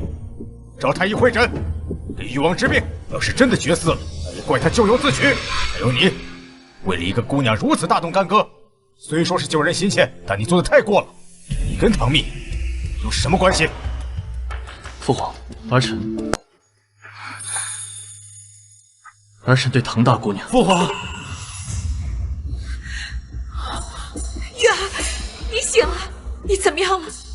父皇，儿臣想求娶唐蜜为妻，请你恩准。你现在是说这些事的时候吗？先把你那些烂事处理好吧。唐大姑娘，面子本王已经给足你了，只要你答应本王，你下毒的事情，本王可以不给你追究。誉王殿下，如果我没记错的话，你才跟我二妹无美苟合过吧？本王可以两个都娶，她为妾，你为妻。这天底下姐妹二人共侍一夫又不是没有，更何况本王还是个王爷。皇上，臣女曾发过誓，臣女未来的丈夫除了爱我、护我、尊我以外，这一生一世只能有臣女这一个女人。你疯了！这世上哪个男人不是三妻四妾？更何况本王还是个王爷，怎么可能只娶你一人？你想多了，我从来就没想过嫁给你。皇上，若臣女这辈子不能碰到心之所愿，那臣女就一辈子不成亲。陛下，蜜儿她年纪尚小，说话是天真了些，请皇上千万别当真啊。罢了，既然唐大姑娘不愿嫁给你，这事儿就这么算了。唐蜜，今天我就把话放这儿。这天底下没有一个男人可以接受你这种无理的要求。谁说没人答应？王答应。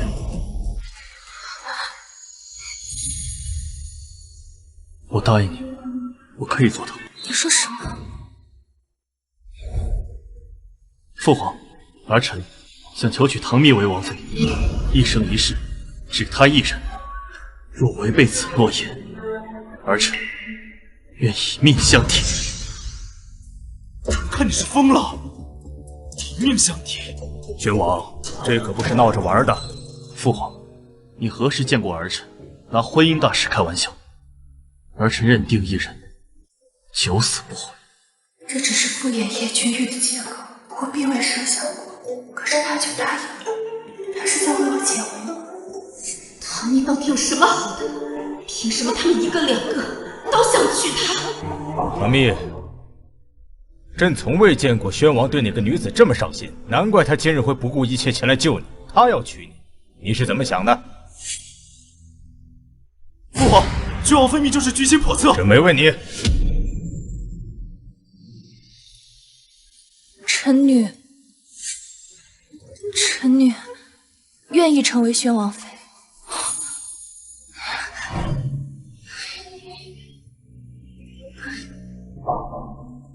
既然你二人两情相悦，朕岂有不答应的道理？老夫人，您觉得呢？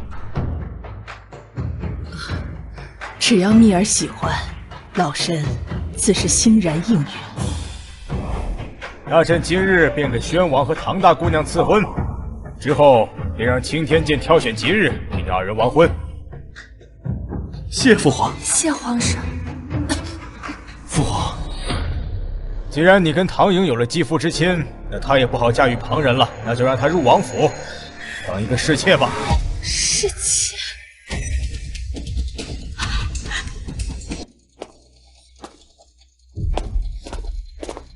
母亲，这么晚了，你们去了哪里？这个就得问你的好女儿了。莹儿，发生何事了？此前秦家来求亲，我同意了，可你死活都不同意，还将唐荣推了出去。现在好了，如愿以偿的进了誉王府了。真的？莹儿，誉王答应你做他侧妃了。不是侧妃，不是侧妃，那就是正妃了。太好了，太好了，这真是祖坟上冒青烟的大好事啊！娘，也不是正妃，不是正妃，那是什么？你的好女儿大晚上爬上誉王的床，害得誉王中了毒。皇上一怒之下，让她给誉王当侍妾，无名无分，丢人现眼。怎么会这样？莹儿，你再去求求誉王吧。你可是正经嫡出的小姐，当侧妃都已经够委屈了，岂能当侍妾呀？以她的所作所为，就算赐死都不为过。从现在开始，让她给我禁足在府中，不许她离开半步。蜜儿，奶奶给你去找大夫。唐明，看到我这样，你很满意吧？要不是你算计我，誉王和皇后怎么会厌弃我？我没有教你行窃，更没有教你下贱。你能有今日，全部都是拜你自己所赐。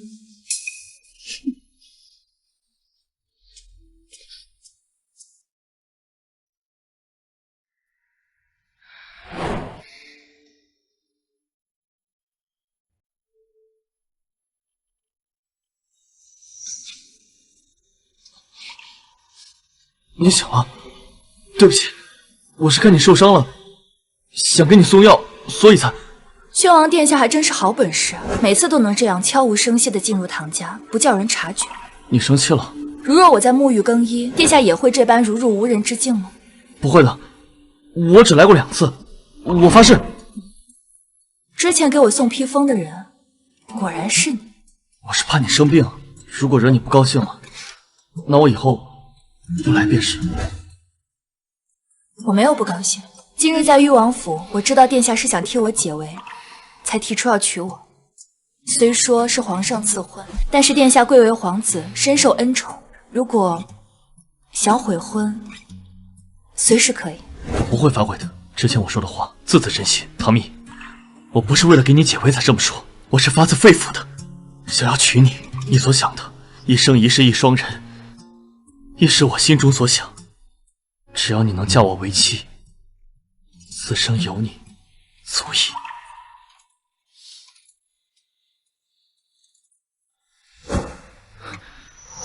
可我们才不过几面之缘，殿下如何确定此生就非我不可？你就当做我是一见钟情。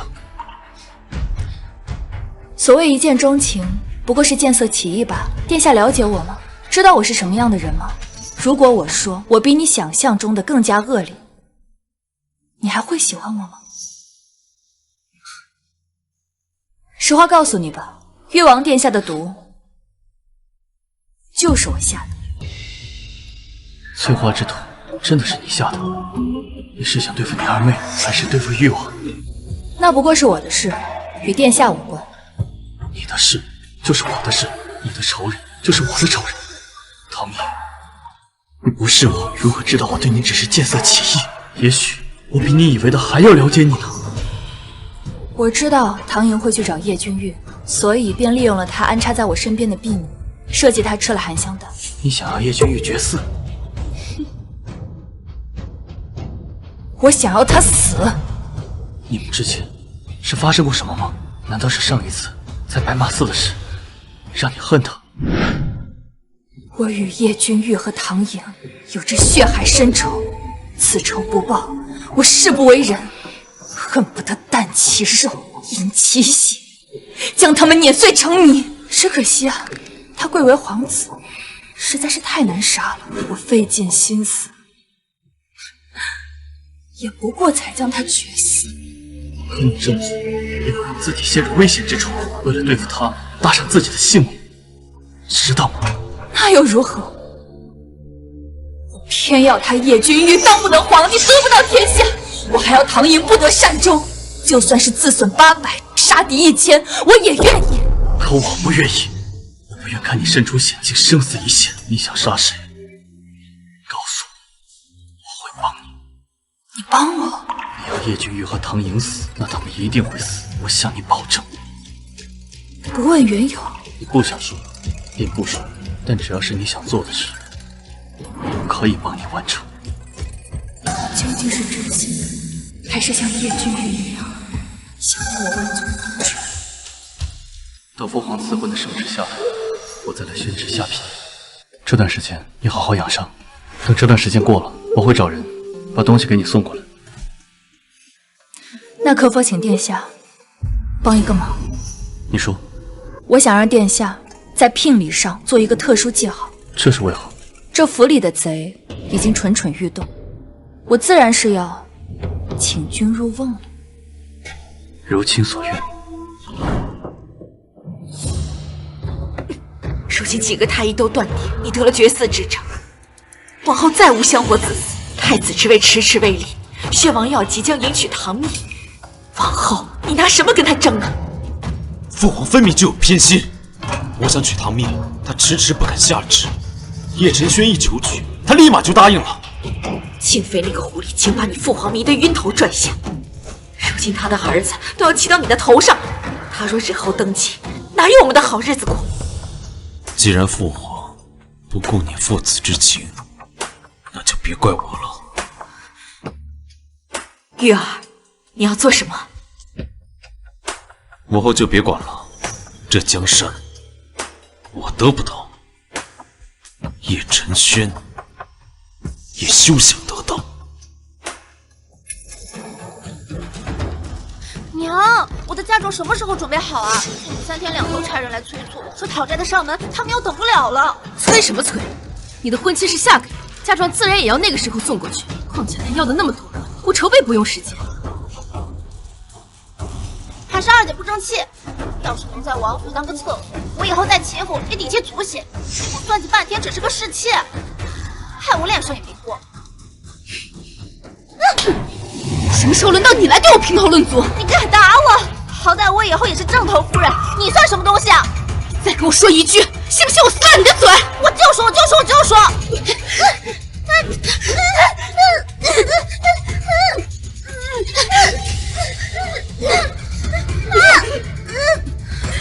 够了，都给我住手！蓉儿的嫁妆，我自有办法筹备，不会让你在秦家受委屈。娘，还是你最好了。娘，我的嫁妆不能比他们少，我想在誉王府立足，少不了上下打点，收买人心。等皇上气消了，我还是有希望成为侧妃的。你要的那些东西，我也会帮你准备好的。娘，可如今府里中馈不归你管，这么多银子，我们二房哪里拿得出那么多钱？怕什么？瞌睡了，自然有人送朕。宣王给唐蜜的聘礼不是快来了吗？听说宣王私产遍布，家财万贯，他给唐蜜的聘礼必定丰厚。圣旨到，宣王殿下到。宣王殿下，尚书大人，今日礼部的圣旨已拟好，本王一并随行，给唐大姑娘下聘。王爷有心了，请唐氏长女听旨。奉天承运，皇帝诏曰：唐氏长女温良恭俭，有临夏之风，端庄和顺，具母仪之范。因朕皇妻子陈轩，英姿挺拔，志存高远，为成秦晋之好，特选吉日，行6礼之仪。朕念尔贤良淑德，堪配宗室，特册尔为宣王妃。望尔和睦宗亲，共襄家国，一应礼仪，着礼部依制速办，告知天下，贤使闻之，钦此。谢主隆恩。老臣奉了皇上之命，备纹银万两，彩缎百匹，碧玉双璧，明珠10壶，更备金镶玉册、龙凤喜烛作为聘礼，以表皇家诚意。除去父王给的聘礼之外，本王另外准备了1000两黄金和100箱玉器珠宝给你，婚后将计入你的私产。这是礼单，你收好。唐蜜是给宣王下了什么命令，让他这么在意他？1000两黄金，100箱珠宝，发财，发财了！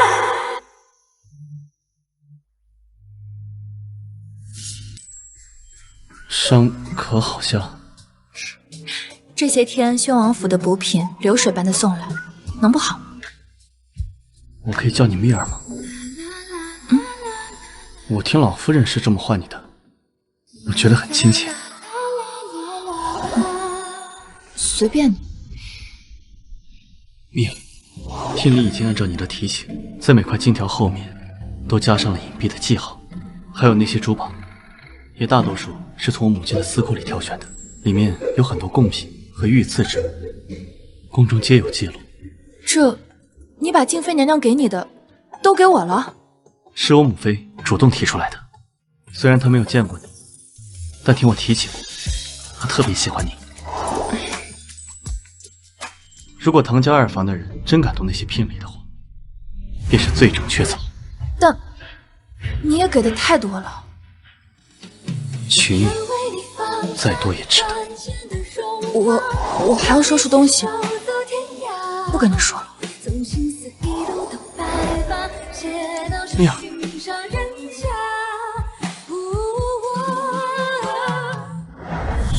变过宣王殿下。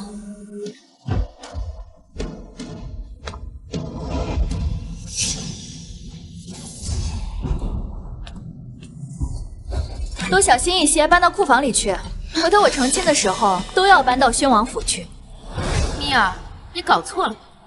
这些聘礼乃是皇上和宣王府赐给我们唐家的，你能带走，只该是嫁人。我看搞错的是二婶吧？我这自幼父母双亡，又无兄弟，夫家给的自然是我一个人的。谁说你没有兄弟的？你堂弟不是在学院读书吗？什么时候堂弟也能继承堂姐的聘礼？我倒要进宫去问问皇上，我朝当代到底有没有这条律法？你，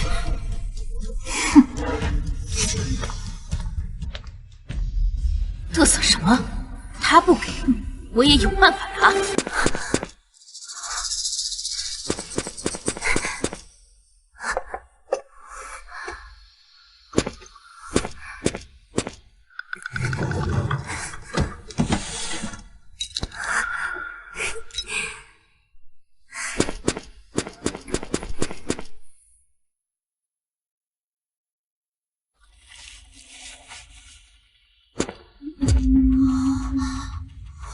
小姐，您当真要让他偷走库房的钥匙，对您的聘礼动手脚啊？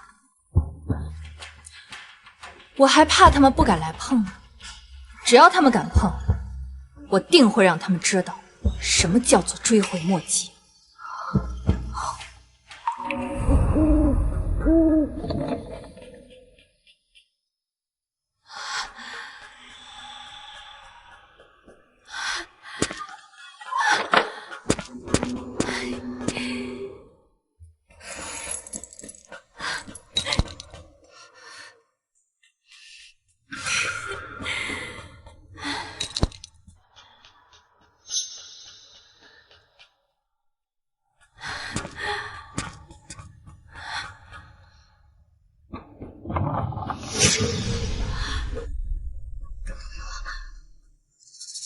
我的娘呀！我这辈子都没见过这么多宝贝，今天算是开眼了。娘，唐明现在有宣王和皇上撑腰，司老太婆又那么庇佑他，要是被他发现我们偷了聘礼，他找我们算账怎么办？你放心，我已经连夜让那些工匠按照这些金条的模样，连夜做出金包银和金包铜。只要这些外头裹上一层金，他们就看不出来。还有这些珠宝，最近我也去各大珠宝铺买了大把粗制滥造、压箱底的陈货，到时候把这些精品拿走，换成次品，只要数量对得上就行。说的也是，等她嫁进了王府，再发现也晚了，再想追究也找不到证据，只能吃个哑巴亏。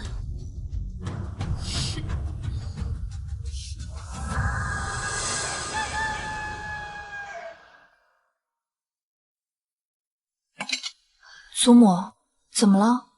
怎么看着闷闷不乐的？誉王那边催促着让唐莹早点进宫，以防她有孕，要提前照看。他们的意思是，什么仪式都不需要了，一抬轿子直接抬进门。他想有孕，做梦。唐荣那边，秦家只用了1筐鸡蛋做聘礼，可你的二婶忙前忙后的准备了几10箱嫁妆，让外人知道了，都在笑话我们唐家呢。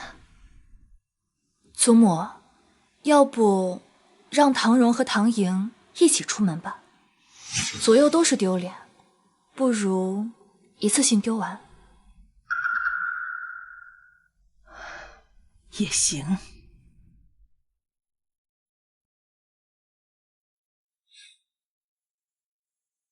唐莹、唐荣，我会在那一日送你们一份大礼。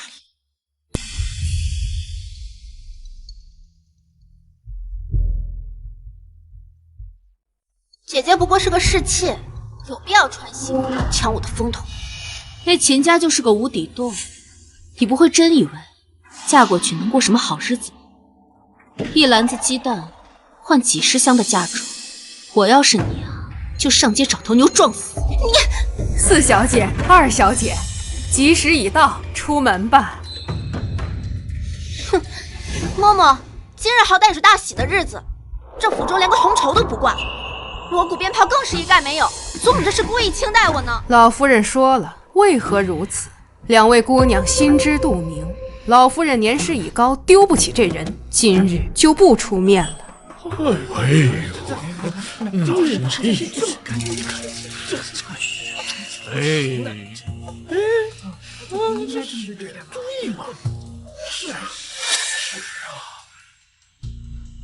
舅母，嫁妆呢？嫁妆可要清点清楚，可不能缺了漏了。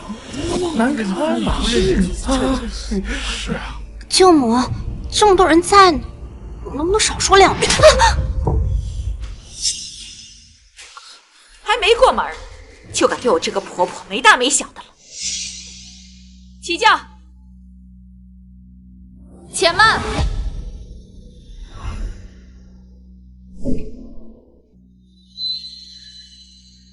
唐蜜，你什么意思？是想在大喜的日子捣乱吗？人可以走，嫁妆得留下。凭什么？凭什么？就凭你们的嫁妆，偷的是我的聘礼。你胡说八道什么？你胡说八道什么？我和唐荣的嫁妆都是我们二房精心准备的，与你何干？你该不会是眼红我们的嫁妆丰厚，想来抢吧？哎呦呦，大家评评理！我自己女儿出嫁这么大的事，我怎么可能拿别人的聘礼？这些天我忙里忙外，居然被他这么说，还要不要人活了？唐蜜，你还要不要脸了？怎么什么都要霸占？唐家二房再萧条，也不至于拿大房的聘礼吧？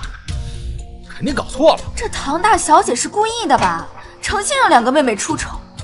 娘，我们不要搭理她了，她就是存心找茬，想耽误我们的吉时，还是赶紧走，别沾了晦气。来人，抬箱子。你这是做什么？这箱子里是宣王殿下送给我的聘礼。这金子不是好好的就在里面吗？就是，你不会是想拿出来当众给大家炫耀吧？大小姐太过分了，还没当上王妃呢，就开始羞辱人了。明明东西没丢，还说被人偷了，不打自招。就是，半夏，拿剑来。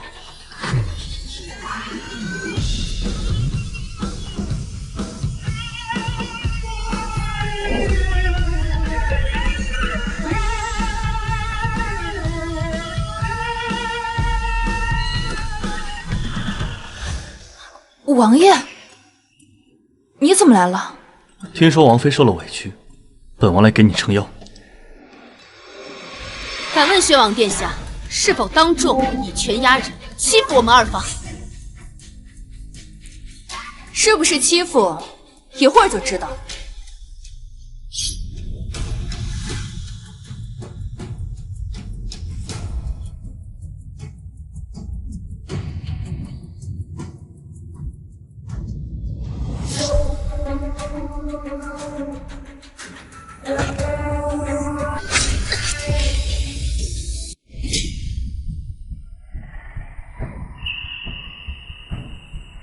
诸位请看看，这是什么？这不是银子吗？难道这一箱子都是金包银？对吧？不止这一箱，我所有的聘礼宣王殿下给我的1000两黄金，全部被人调包成了金包银和金包铜。什么？金包银？秦巧云，你答应给我们秦府的嫁妆，不会也是这种货色吧？对呀，众人，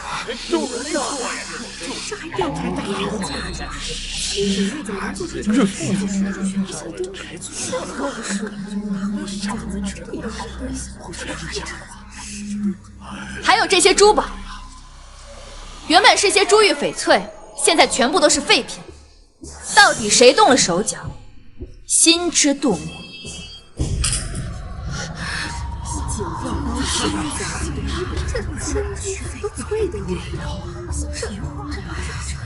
真的好，怎么是唐蜜？你不要血口喷人了。这些嫁妆明明是你自己保管的，府里可没人动过。要么是你自导自演，想找我们麻烦；要么就是宣王给的聘礼本来就有问题。我还以为宣王殿下有多喜欢姐姐，没想到私下里也会偷梁换柱。这些东西确实上不了台面，看来姐姐在他心里就是个上不了台面的女人。本王，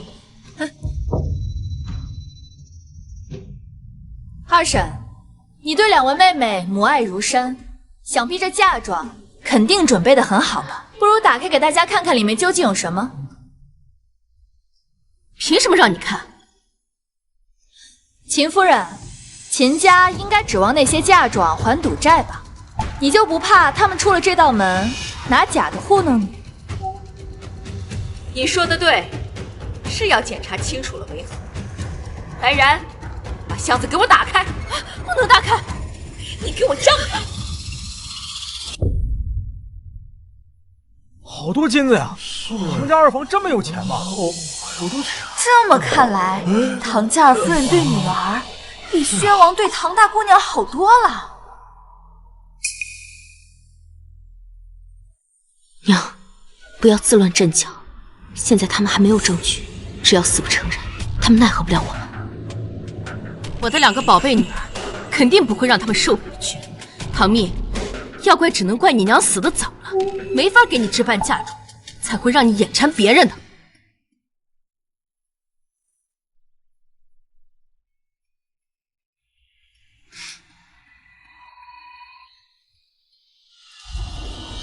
唐蜜，你想干什么？就要动我蓉儿的东西？睁大眼睛看看，这是什么？这金条的角落里居然刻了一个蜜字啊！蜜啊！唐大小姐的闺名不就是叫唐蜜吗？就是啊，这金子是她的，肯定是啊，是啊。怎么这样啊？真是别人的东西，就是本王下聘之时，为表诚意，让工匠在每块金条的底部都刻了蜜字。敢问唐二夫人，你的2个女儿，谁的名字带有蜜字？真不要脸呢！把那纯金换成金包银、金包铜，还贼喊捉贼！哎呦！要不是唐大小姐发现及时，不然啊，损失就大了。可不嘛！该死的唐蜜，居然在金子上刻了字，让我们丢这么大的脸！许是下人搬运的时候，看到金子都一样，就搬错了。姐姐莫怪，大不了换回来就是了。我的东西放在我的私库里，竟也能搬错？看妹妹这话，骗不了。秦巧云，当初你可是答应了要替我们秦府还赌债，否则像唐蓉这种水性杨花的女妇，我儿子怎么会娶？你今天要是拿不出来贵重的嫁妆，我跟你没完！这些金子恐怕是留不住了，但那些珠宝，他们总不会一一刻字。我原本想着比着蜜儿的聘礼来准备嫁妆，所以才会让人搬出来。只是情急之下被下人混淆，现在误会解除，让人把金子换回来就是。二婶，可不只有金子，还有百香珠宝呢。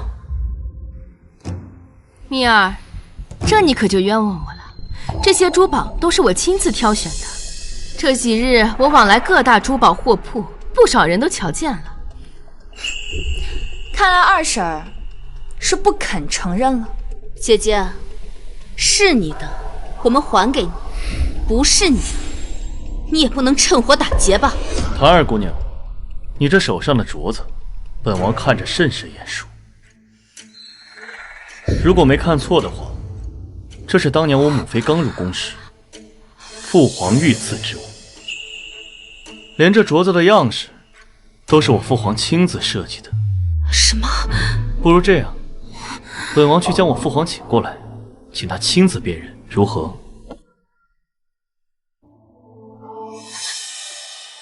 许是我弄错了。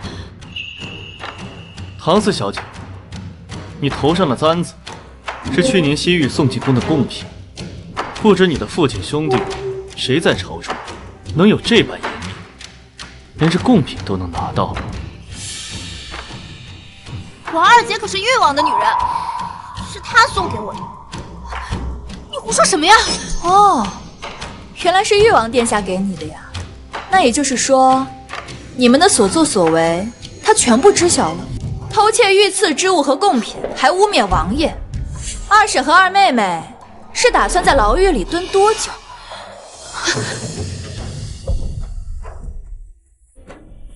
誉王殿下，东西都是他们准备的，与我们无关，我们毫不知情。对，唐荣我也不娶了，反正我也不想娶。要杀要剐，你们随便。告辞，我们走。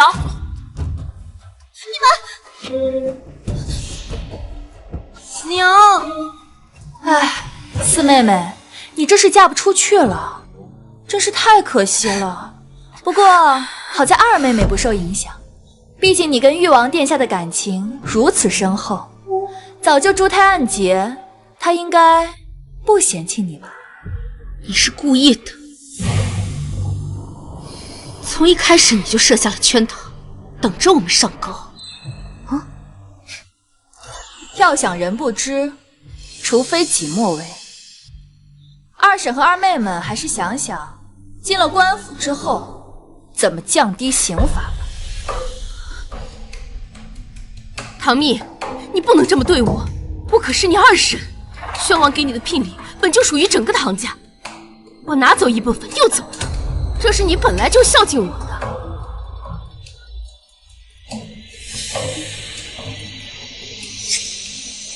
从今以后，我们唐家就没有这个二夫人了。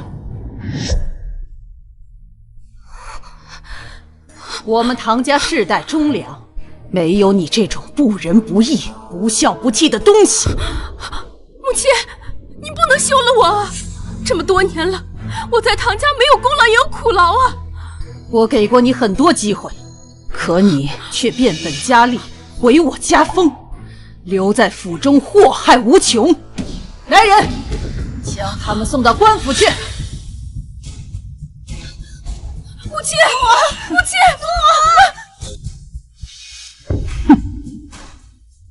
他们这是活该呀，偷人东西！哼，我会让官府的人从严发落，绝不会放过他们。不，我不希望王爷插手。为何？因为叶君玉一定会插手。据我所知，唐寅近日拜访了不少大夫，最后求到一个产婆那里。产婆？她有孕了？她没有孕。这位产婆除了替人接生，还私下售卖假孕的药物。没猜错的话，唐寅很快就要说自己怀孕，让誉王殿下救她出来。到时候，王爷可别忘了让言官多参几本。本王知道了，都如王妃所愿。我还不是王妃呢。早晚都是我的王妃。都是因为你，本王今日上朝被10几个官员参奏，说我纵容侍妾，不顾礼法，更有甚者，说是我指使你们母女偷盗行窃，本王的名声都被你给毁了。都是那个唐灭害的，王爷，那个女人不是善茬，她若真的嫁到誉王府，绝对是个祸害。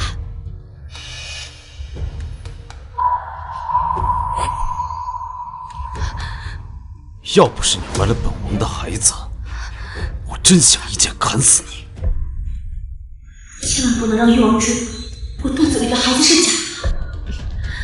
王爷，臣妾这样做是为了成就你的大业。北齐使臣来访，你与北齐使臣交流，定是需要银子。这件事谁告诉你的？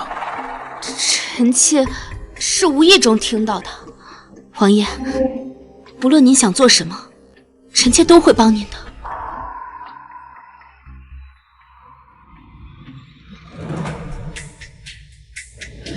既然你知道了，就去帮本王做一件事。你大伯生前戍边多年，肯定有不少边防图吧？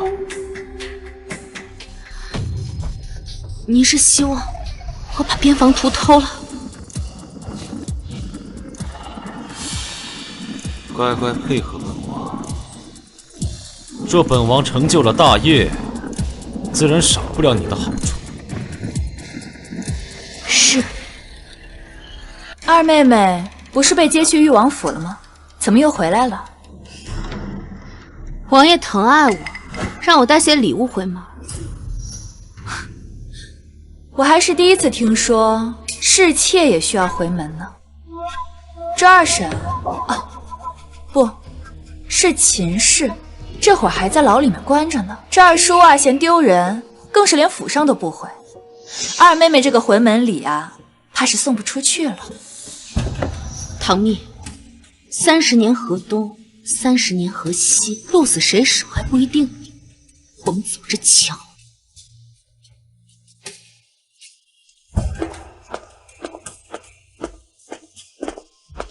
这唐莹明知祖母不待见他，不可能跑回来自取其辱，恐怕他回门另有目的。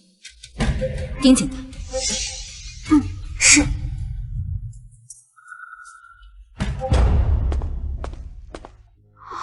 那不是老爷生前的书房吗？二小姐来这儿做什么？这间书房父亲生前用的比较多，他过去之后就基本上没有人来过。看来唐莹是想找父亲的东西，他该不会是想找父亲过去抗战杀敌留下的资料吧？翻遍了整个书房，也没有找到半点有用的东西。过去大伯留下的布防图到底放在了什么地方？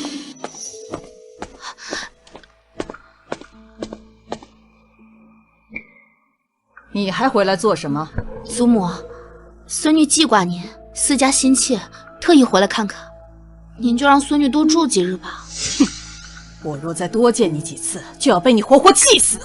你要是真孝顺，赶紧离开，以后别再出现在我面前。小太婆横什么？要不是为了布防图，我才不愿来这边。祖母，我近日将父母的遗物都放在房间的柜子里，想着日后出嫁一并带走，您看可以吗？你是个孝顺的孩子，祖母怎么会介意？一切都随你。原来遗物都在唐蜜房间。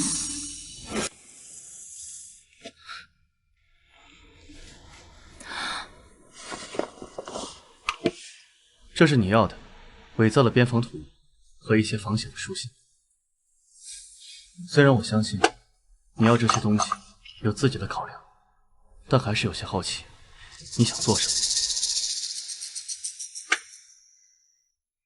不是我要，是唐莹要。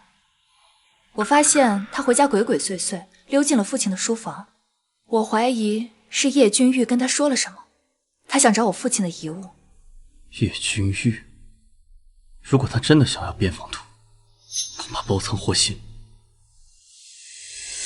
唐将军生前守的是我朝和北齐的边境地界，怎么这么巧，北齐使臣就在荆州呢？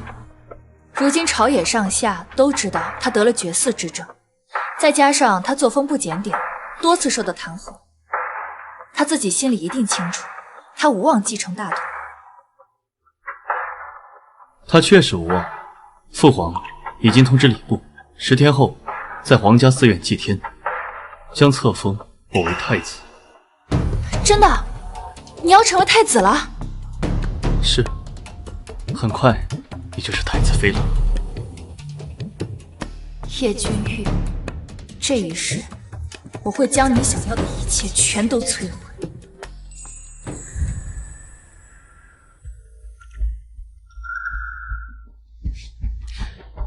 今晚月色不错，半夏，你备上水果点心，随我去后花园赏花吧。是，小姐。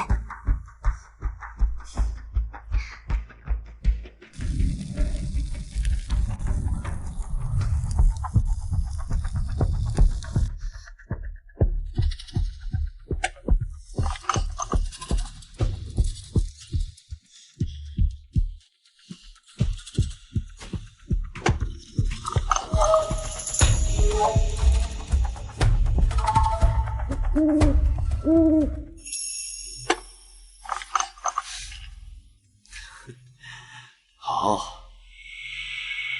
啊，有了这些东西，我就能向北齐投诚了。可10天后就是叶晨轩的册封大典，等他做了太子，百官归心，您就算有北齐的支持，恐怕也难以撼动我。谁说叶晨轩能顺利当上太子？我已经安排好了一切，我会将叶晨轩的帝王之路一举摧毁。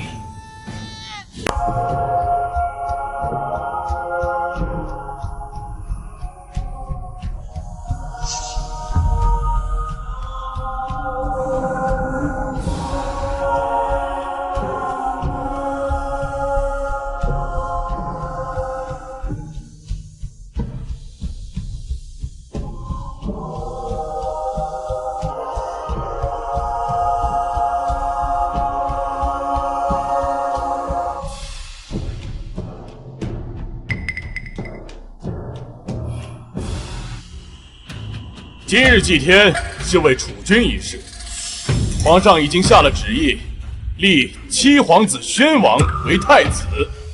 若各位没有异议，本官礼部尚书就要宣旨了，请七皇子宣王听旨。不好了，皇上不好了，出事了！不好了，出事了！皇上，不好了，出事了！什么是慌慌张张的？不能等到册封大典之后再说吗？民间急报说京中不少人上吐下泻，还有一些人已经咽气。看症状像是什么？像是瘟疫。瘟疫？这怎么会的瘟疫啊？这可是不可是好啊！朝中这些老人最是信奉天意，如今瘟疫突发，无论是朝臣还是百姓，都会人心惶惶。叶晨轩休想不人心。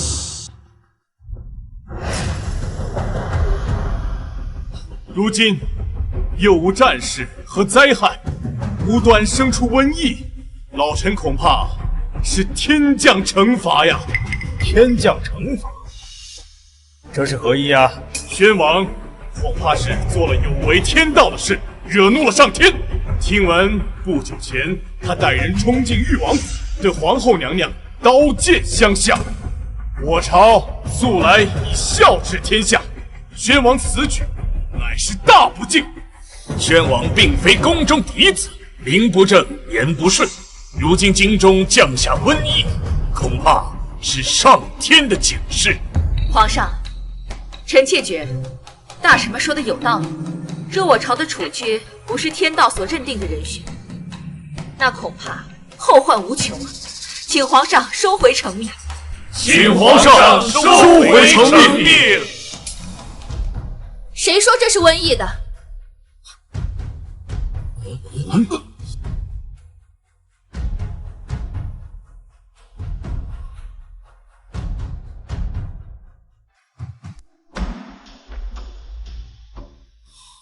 别担心，有我在。唐蜜，你还没有嫁给宣王为妃，今日的册封大典可没资格来。皇上，臣女今日前来不是为了太子册封的事，而是为了瘟疫之事。你刚才说这不是瘟疫，到底怎么回事？臣女在民间开设了一家医馆，平日里多为看不起病的百姓免费医诊，因此京中的各种病症，臣女总是最先得到消息。难道你替得了此病的人诊断过？没错。唐蜜，你好大的胆子啊！你接触过瘟疫的病患，还敢来此，说是父皇和母后为你灌了病气，圣体抱恙，你罪无可恕。皇上，此女胆大妄为，我们快离她远些。来人，将此女轰出去，不准让她靠近半步。本王，看谁敢动她！七弟，都什么时候了，你还包庇他？难道你是想害死父皇吗？父皇，蜜儿刚才说的，这不是瘟疫，可否请听他把话说完？唐蜜，你接着说。像这样的患者，臣女接了10几个，也检查了他们的尸体。乍一看，他们的症状的确与瘟疫相似，可等臣女验尸之后，却发现他们是中毒。中毒？北齐有一种毒，名叫丧魂散，服用之后高烧不退，上吐下泻。他们以此用来两军交战中来削弱对方的兵力。唐蜜，一派胡言！誉王殿下，我只是实话实说，你这么激动倒是干什么？原来这就是有人相同的感觉。父皇，他分明就是为了让叶晨轩顺利当上太子，在这里胡搅蛮缠。瘟疫和中毒的症状岂会一模一样？莫要提醒他的鬼话，耽误了防护时间啊！北齐使者就在城内，他们一来，京中就出现了瘟疫，怎么会如此奏效？父皇，儿臣请求彻查北齐使者，了解事情真相。皇上，他们分明是混淆视听。瘟疫乃是天罚，责任全在叶晨轩。可他为了将自己摘出去，将责任全部推给北国使臣。要是北齐的人知道了，必伤两国人的情分。臣女愿意以性命担保，城中的病症绝不是瘟疫，而是他人投毒。若是臣女误诊，耽误病情，愿自枪谢罪。命不可。相信我。唐大姑娘乃是忠烈之后，都说虎父无犬女，你父亲忠勇无双，愿意相信你。父皇，住口！来人，彻查北齐使臣住处，不能放过任何一个角落，发现有异样，即刻来报。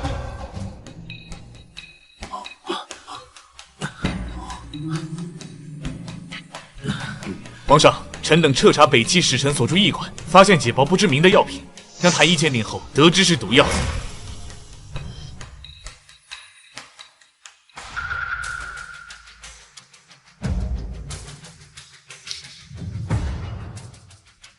白色粉末，硫磺味，遇水即溶。皇上，这粉末与书上所记载的丧魂散所描述的一模一样。该死的北齐，朕好心招待他们为客，全将丑恶谋害我朝子民，既如此，饶赦！皇上，在驿馆之中，我们发现了这个木匣。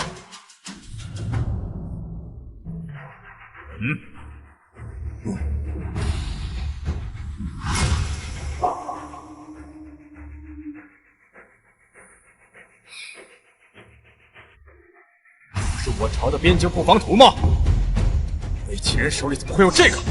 莫非是有人通敌叛国？这不可得了，一定要彻查到底啊！对呀，父王放心，这张布防图是假的。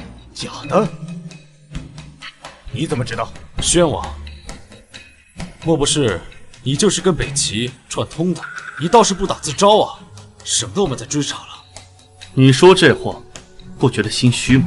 什么意思？皇上，这个木盒是臣女让宣王殿下提前准备的，因为那日臣女看到誉王的侍妾，也就是臣女的二妹唐莹，鬼鬼祟祟的进了父亲的书房，好像在找什么东西，便引起了臣女的疑心。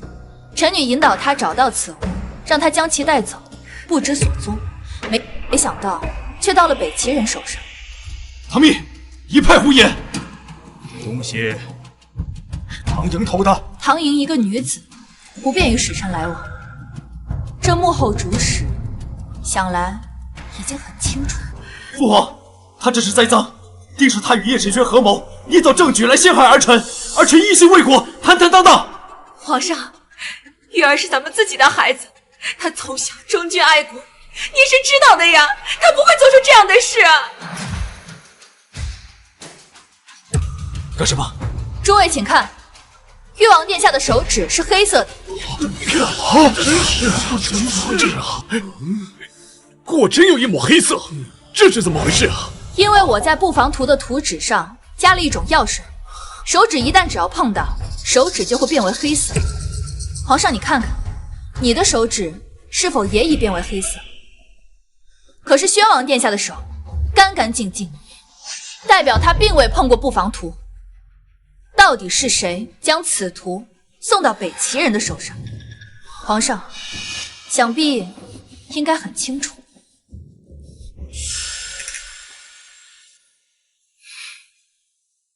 都什么时候了，他还有这个心思？叶君玉，你好大的胆子呀！竟敢私通外敌！父皇，父皇，儿臣冤枉，儿臣毫不知情。这手上的黑色印记，定是碰到什么脏东西留下的，不是什么药水。本王还奇怪，什么天罚瘟疫，为何会在册封大典之前突然降临？原来都是王兄的手笔，为了一己私欲给百姓下毒，还真是让人大开眼界。不是的，父皇，儿臣没有。朕怎么会生出你这么个孽障？你这个畜生，还想当太子，谋皇位！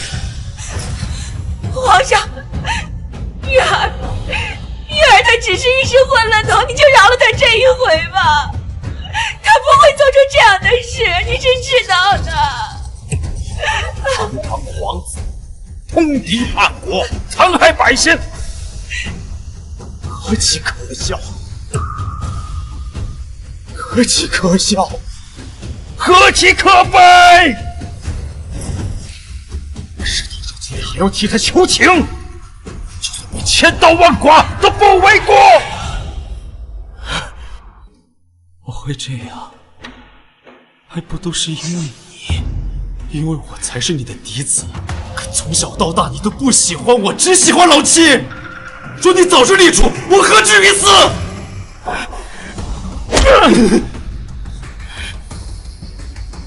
立储，朕何尝不想立你为储君？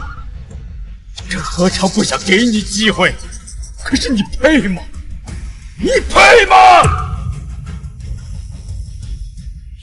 你在外民间私设赌坊，放印子钱、高利贷，做了多少脏事丑事啊！只想送你去战场上历练，你贪生怕死。想让你饱读诗书，你敷衍了事。这么些年来，你无才无德，视百姓生命为蝼蚁。朕如何放心把祖宗基业、江山社稷交代在你的手里呢？啊！那叶启轩呢？他有比我好到哪儿去？就心系百姓这一点，他比你好千倍万倍。2年前青云山贼匪横行，是宣王自请带兵进山剿匪，为了能够将其歼灭，他只身引开数百人，差点死在山上。那个时候你在哪儿？你告诉我你在哪儿？2年前，青云山。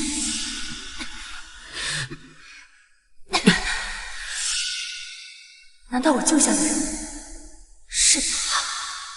所以他对我好，是想要报答昔日的恩情。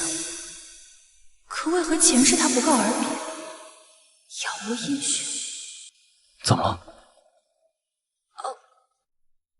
没事。叶君玉，来人！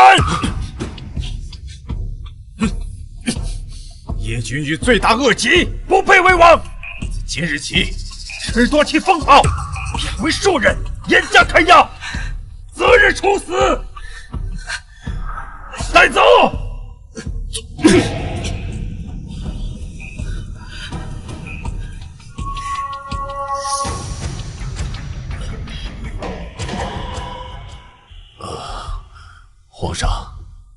要册封吗？继续。宣王听旨。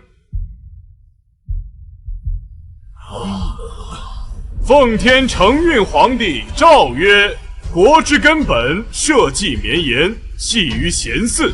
皇妻子叶辰轩生而敏锐，宽仁有度，甚为朕心。册叶辰轩为皇太子，入住东宫，望其恪守臣节，勤修德业。他日承继大统，责备万民。今布告天下，遣使闻之，钦此。谢父皇，儿臣遵旨。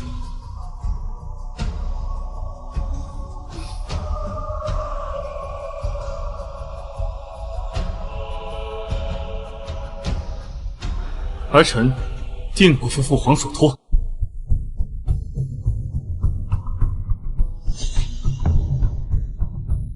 你们来做什么？自然是来送你上路。父皇送你一壶酒，一条白绫，让你自己选。但是，我觉得这两种死法于你而言还是太轻了。你要干什么？命，他的命如今握在你的手上，该怎么处置，你说了算。唐蜜，我跟你究竟有什么深仇大恨？你要这么对我？害我绝嗣还不够，如今还要害我性命！你可知我为何一定要让你断此绝嗣？因为像你这种人根本就不配有孩子。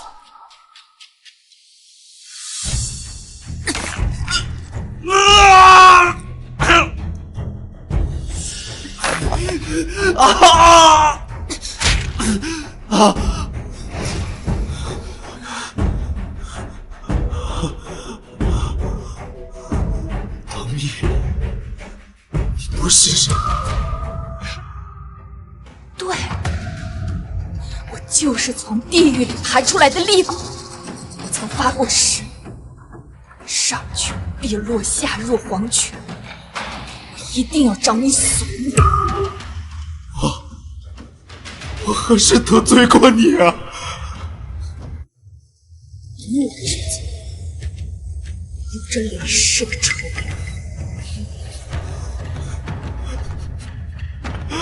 你可知，一个10月怀胎、无人问津的产妇，只能自己给自己生产，有多痛苦？你可知？亲眼看到刚出生的孩子死在自己的眼前，有多痛苦？你可知葬身火海，被活活烧死，有多痛苦？这些全部都是拜你所赐。为何他的话像是他的亲身经历？这个疯女人，你在说什么？我何时对你做过这些？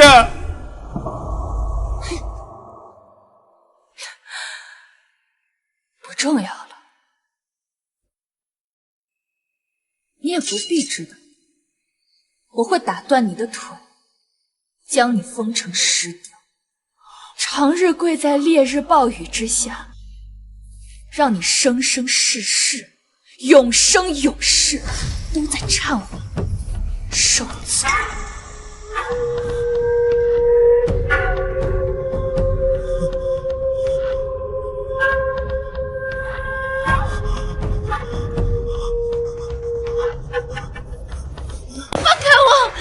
不能杀我！我肚子有了叶君玉的孩子，这可是皇室血脉！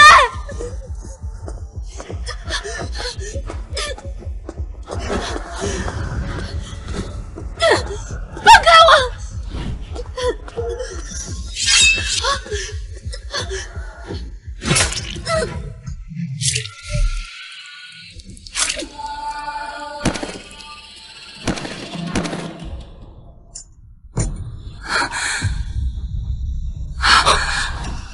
我睁开眼的每一天，都在幻想着怎么报仇雪恨。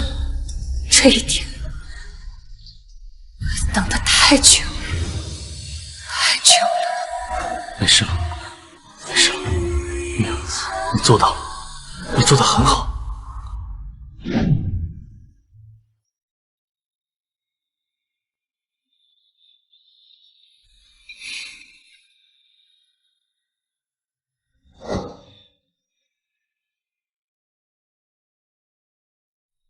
睡吧，你今天太累了，我会在这里陪你。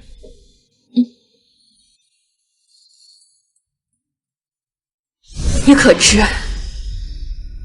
一个10月怀胎、无人问津的产妇，只能自己给自己接生，有多痛苦？你可知，亲眼看到刚出生的孩子死在自己的眼前，有多痛苦？你可知，葬身火海，被火活活烧死，有多痛苦？他究竟经历过怎样的过去？为何听他说这些话，我和心头刀客感同身受？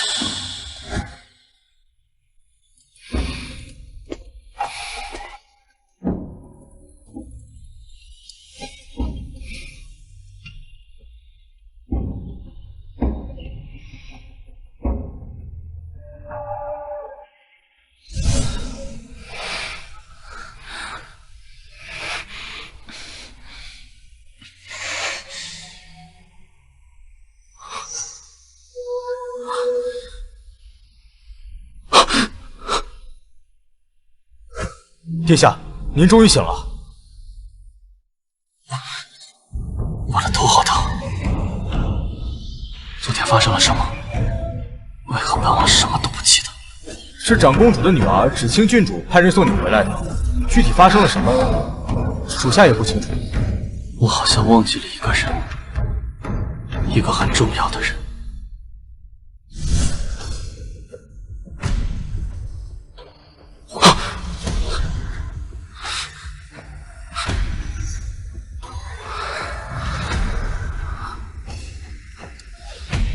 刚才的梦为何如此逼真？好似幸福的一世，难道我在梦中梦见的女子？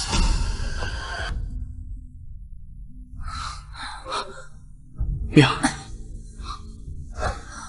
怎么了？刚才我做了一个很长很长的梦。梦见什么了？我梦到我们在公主府双双中毒，情难自控。可我醒来后，却发现自己身在王府，忘记了关于我们的事。等我再想起来的时候，你已经嫁给了叶君玉，成为他的王妃。后来我心中伤感，跟父皇亲着去了边居，一待就是数年。等我再回京城，就听闻你葬身火海，香消玉殒。蜜儿，那究竟是一场梦，还是真实发生了一切？你对叶君玉说的那些话，究竟是什么意思？那不是梦，那是你我经历的前世。我原以为你是不愿背负骂名，所以才抛下我，让我独自一个人面对一切。我从来没有想到，原来是你失忆了。对不起，都是我的错，对不起。如果当时能想起来的话，你就不用面对那些事。米儿，是我负了你。你可知我等你等了多久？你记得在青云山吗？那是我第一次见你，那时我身受重伤，若非你用凝血草救我，我多半是活不下去了。康复之后，我曾多次派人找过你，但了无音讯。直到在上公主府，好不容易与你重逢，却发生了那种事，甚至我还失去了关于你的记忆。或许这就是命运弄人吧。还好，这一世我们没有错过。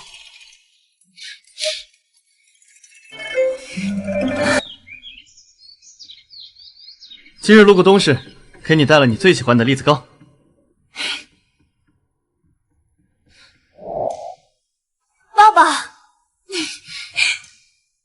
难得今日朝中休沐，姑带你去梨园听戏。我今天不想听戏。那太子妃想做什么？我要去酒楼听书，还要点上一壶酒，喝得尽兴。好，都依太子妃的。我们先吃栗子糕吧。心动变成虚落地生根，满天星辰敲落上你每一分。心有所想，日久月深，用心合作枕月亮作吻，想要入梦来团你眼中春。我们见证旋风之轮，一生只为见一个人。我从前并不觉得人死债消是对的，有些债就算仇人死1000次、10000次，也难解我心头之恨。可有人教会了我，爱比恨强大，放下仇恨也是放过自己。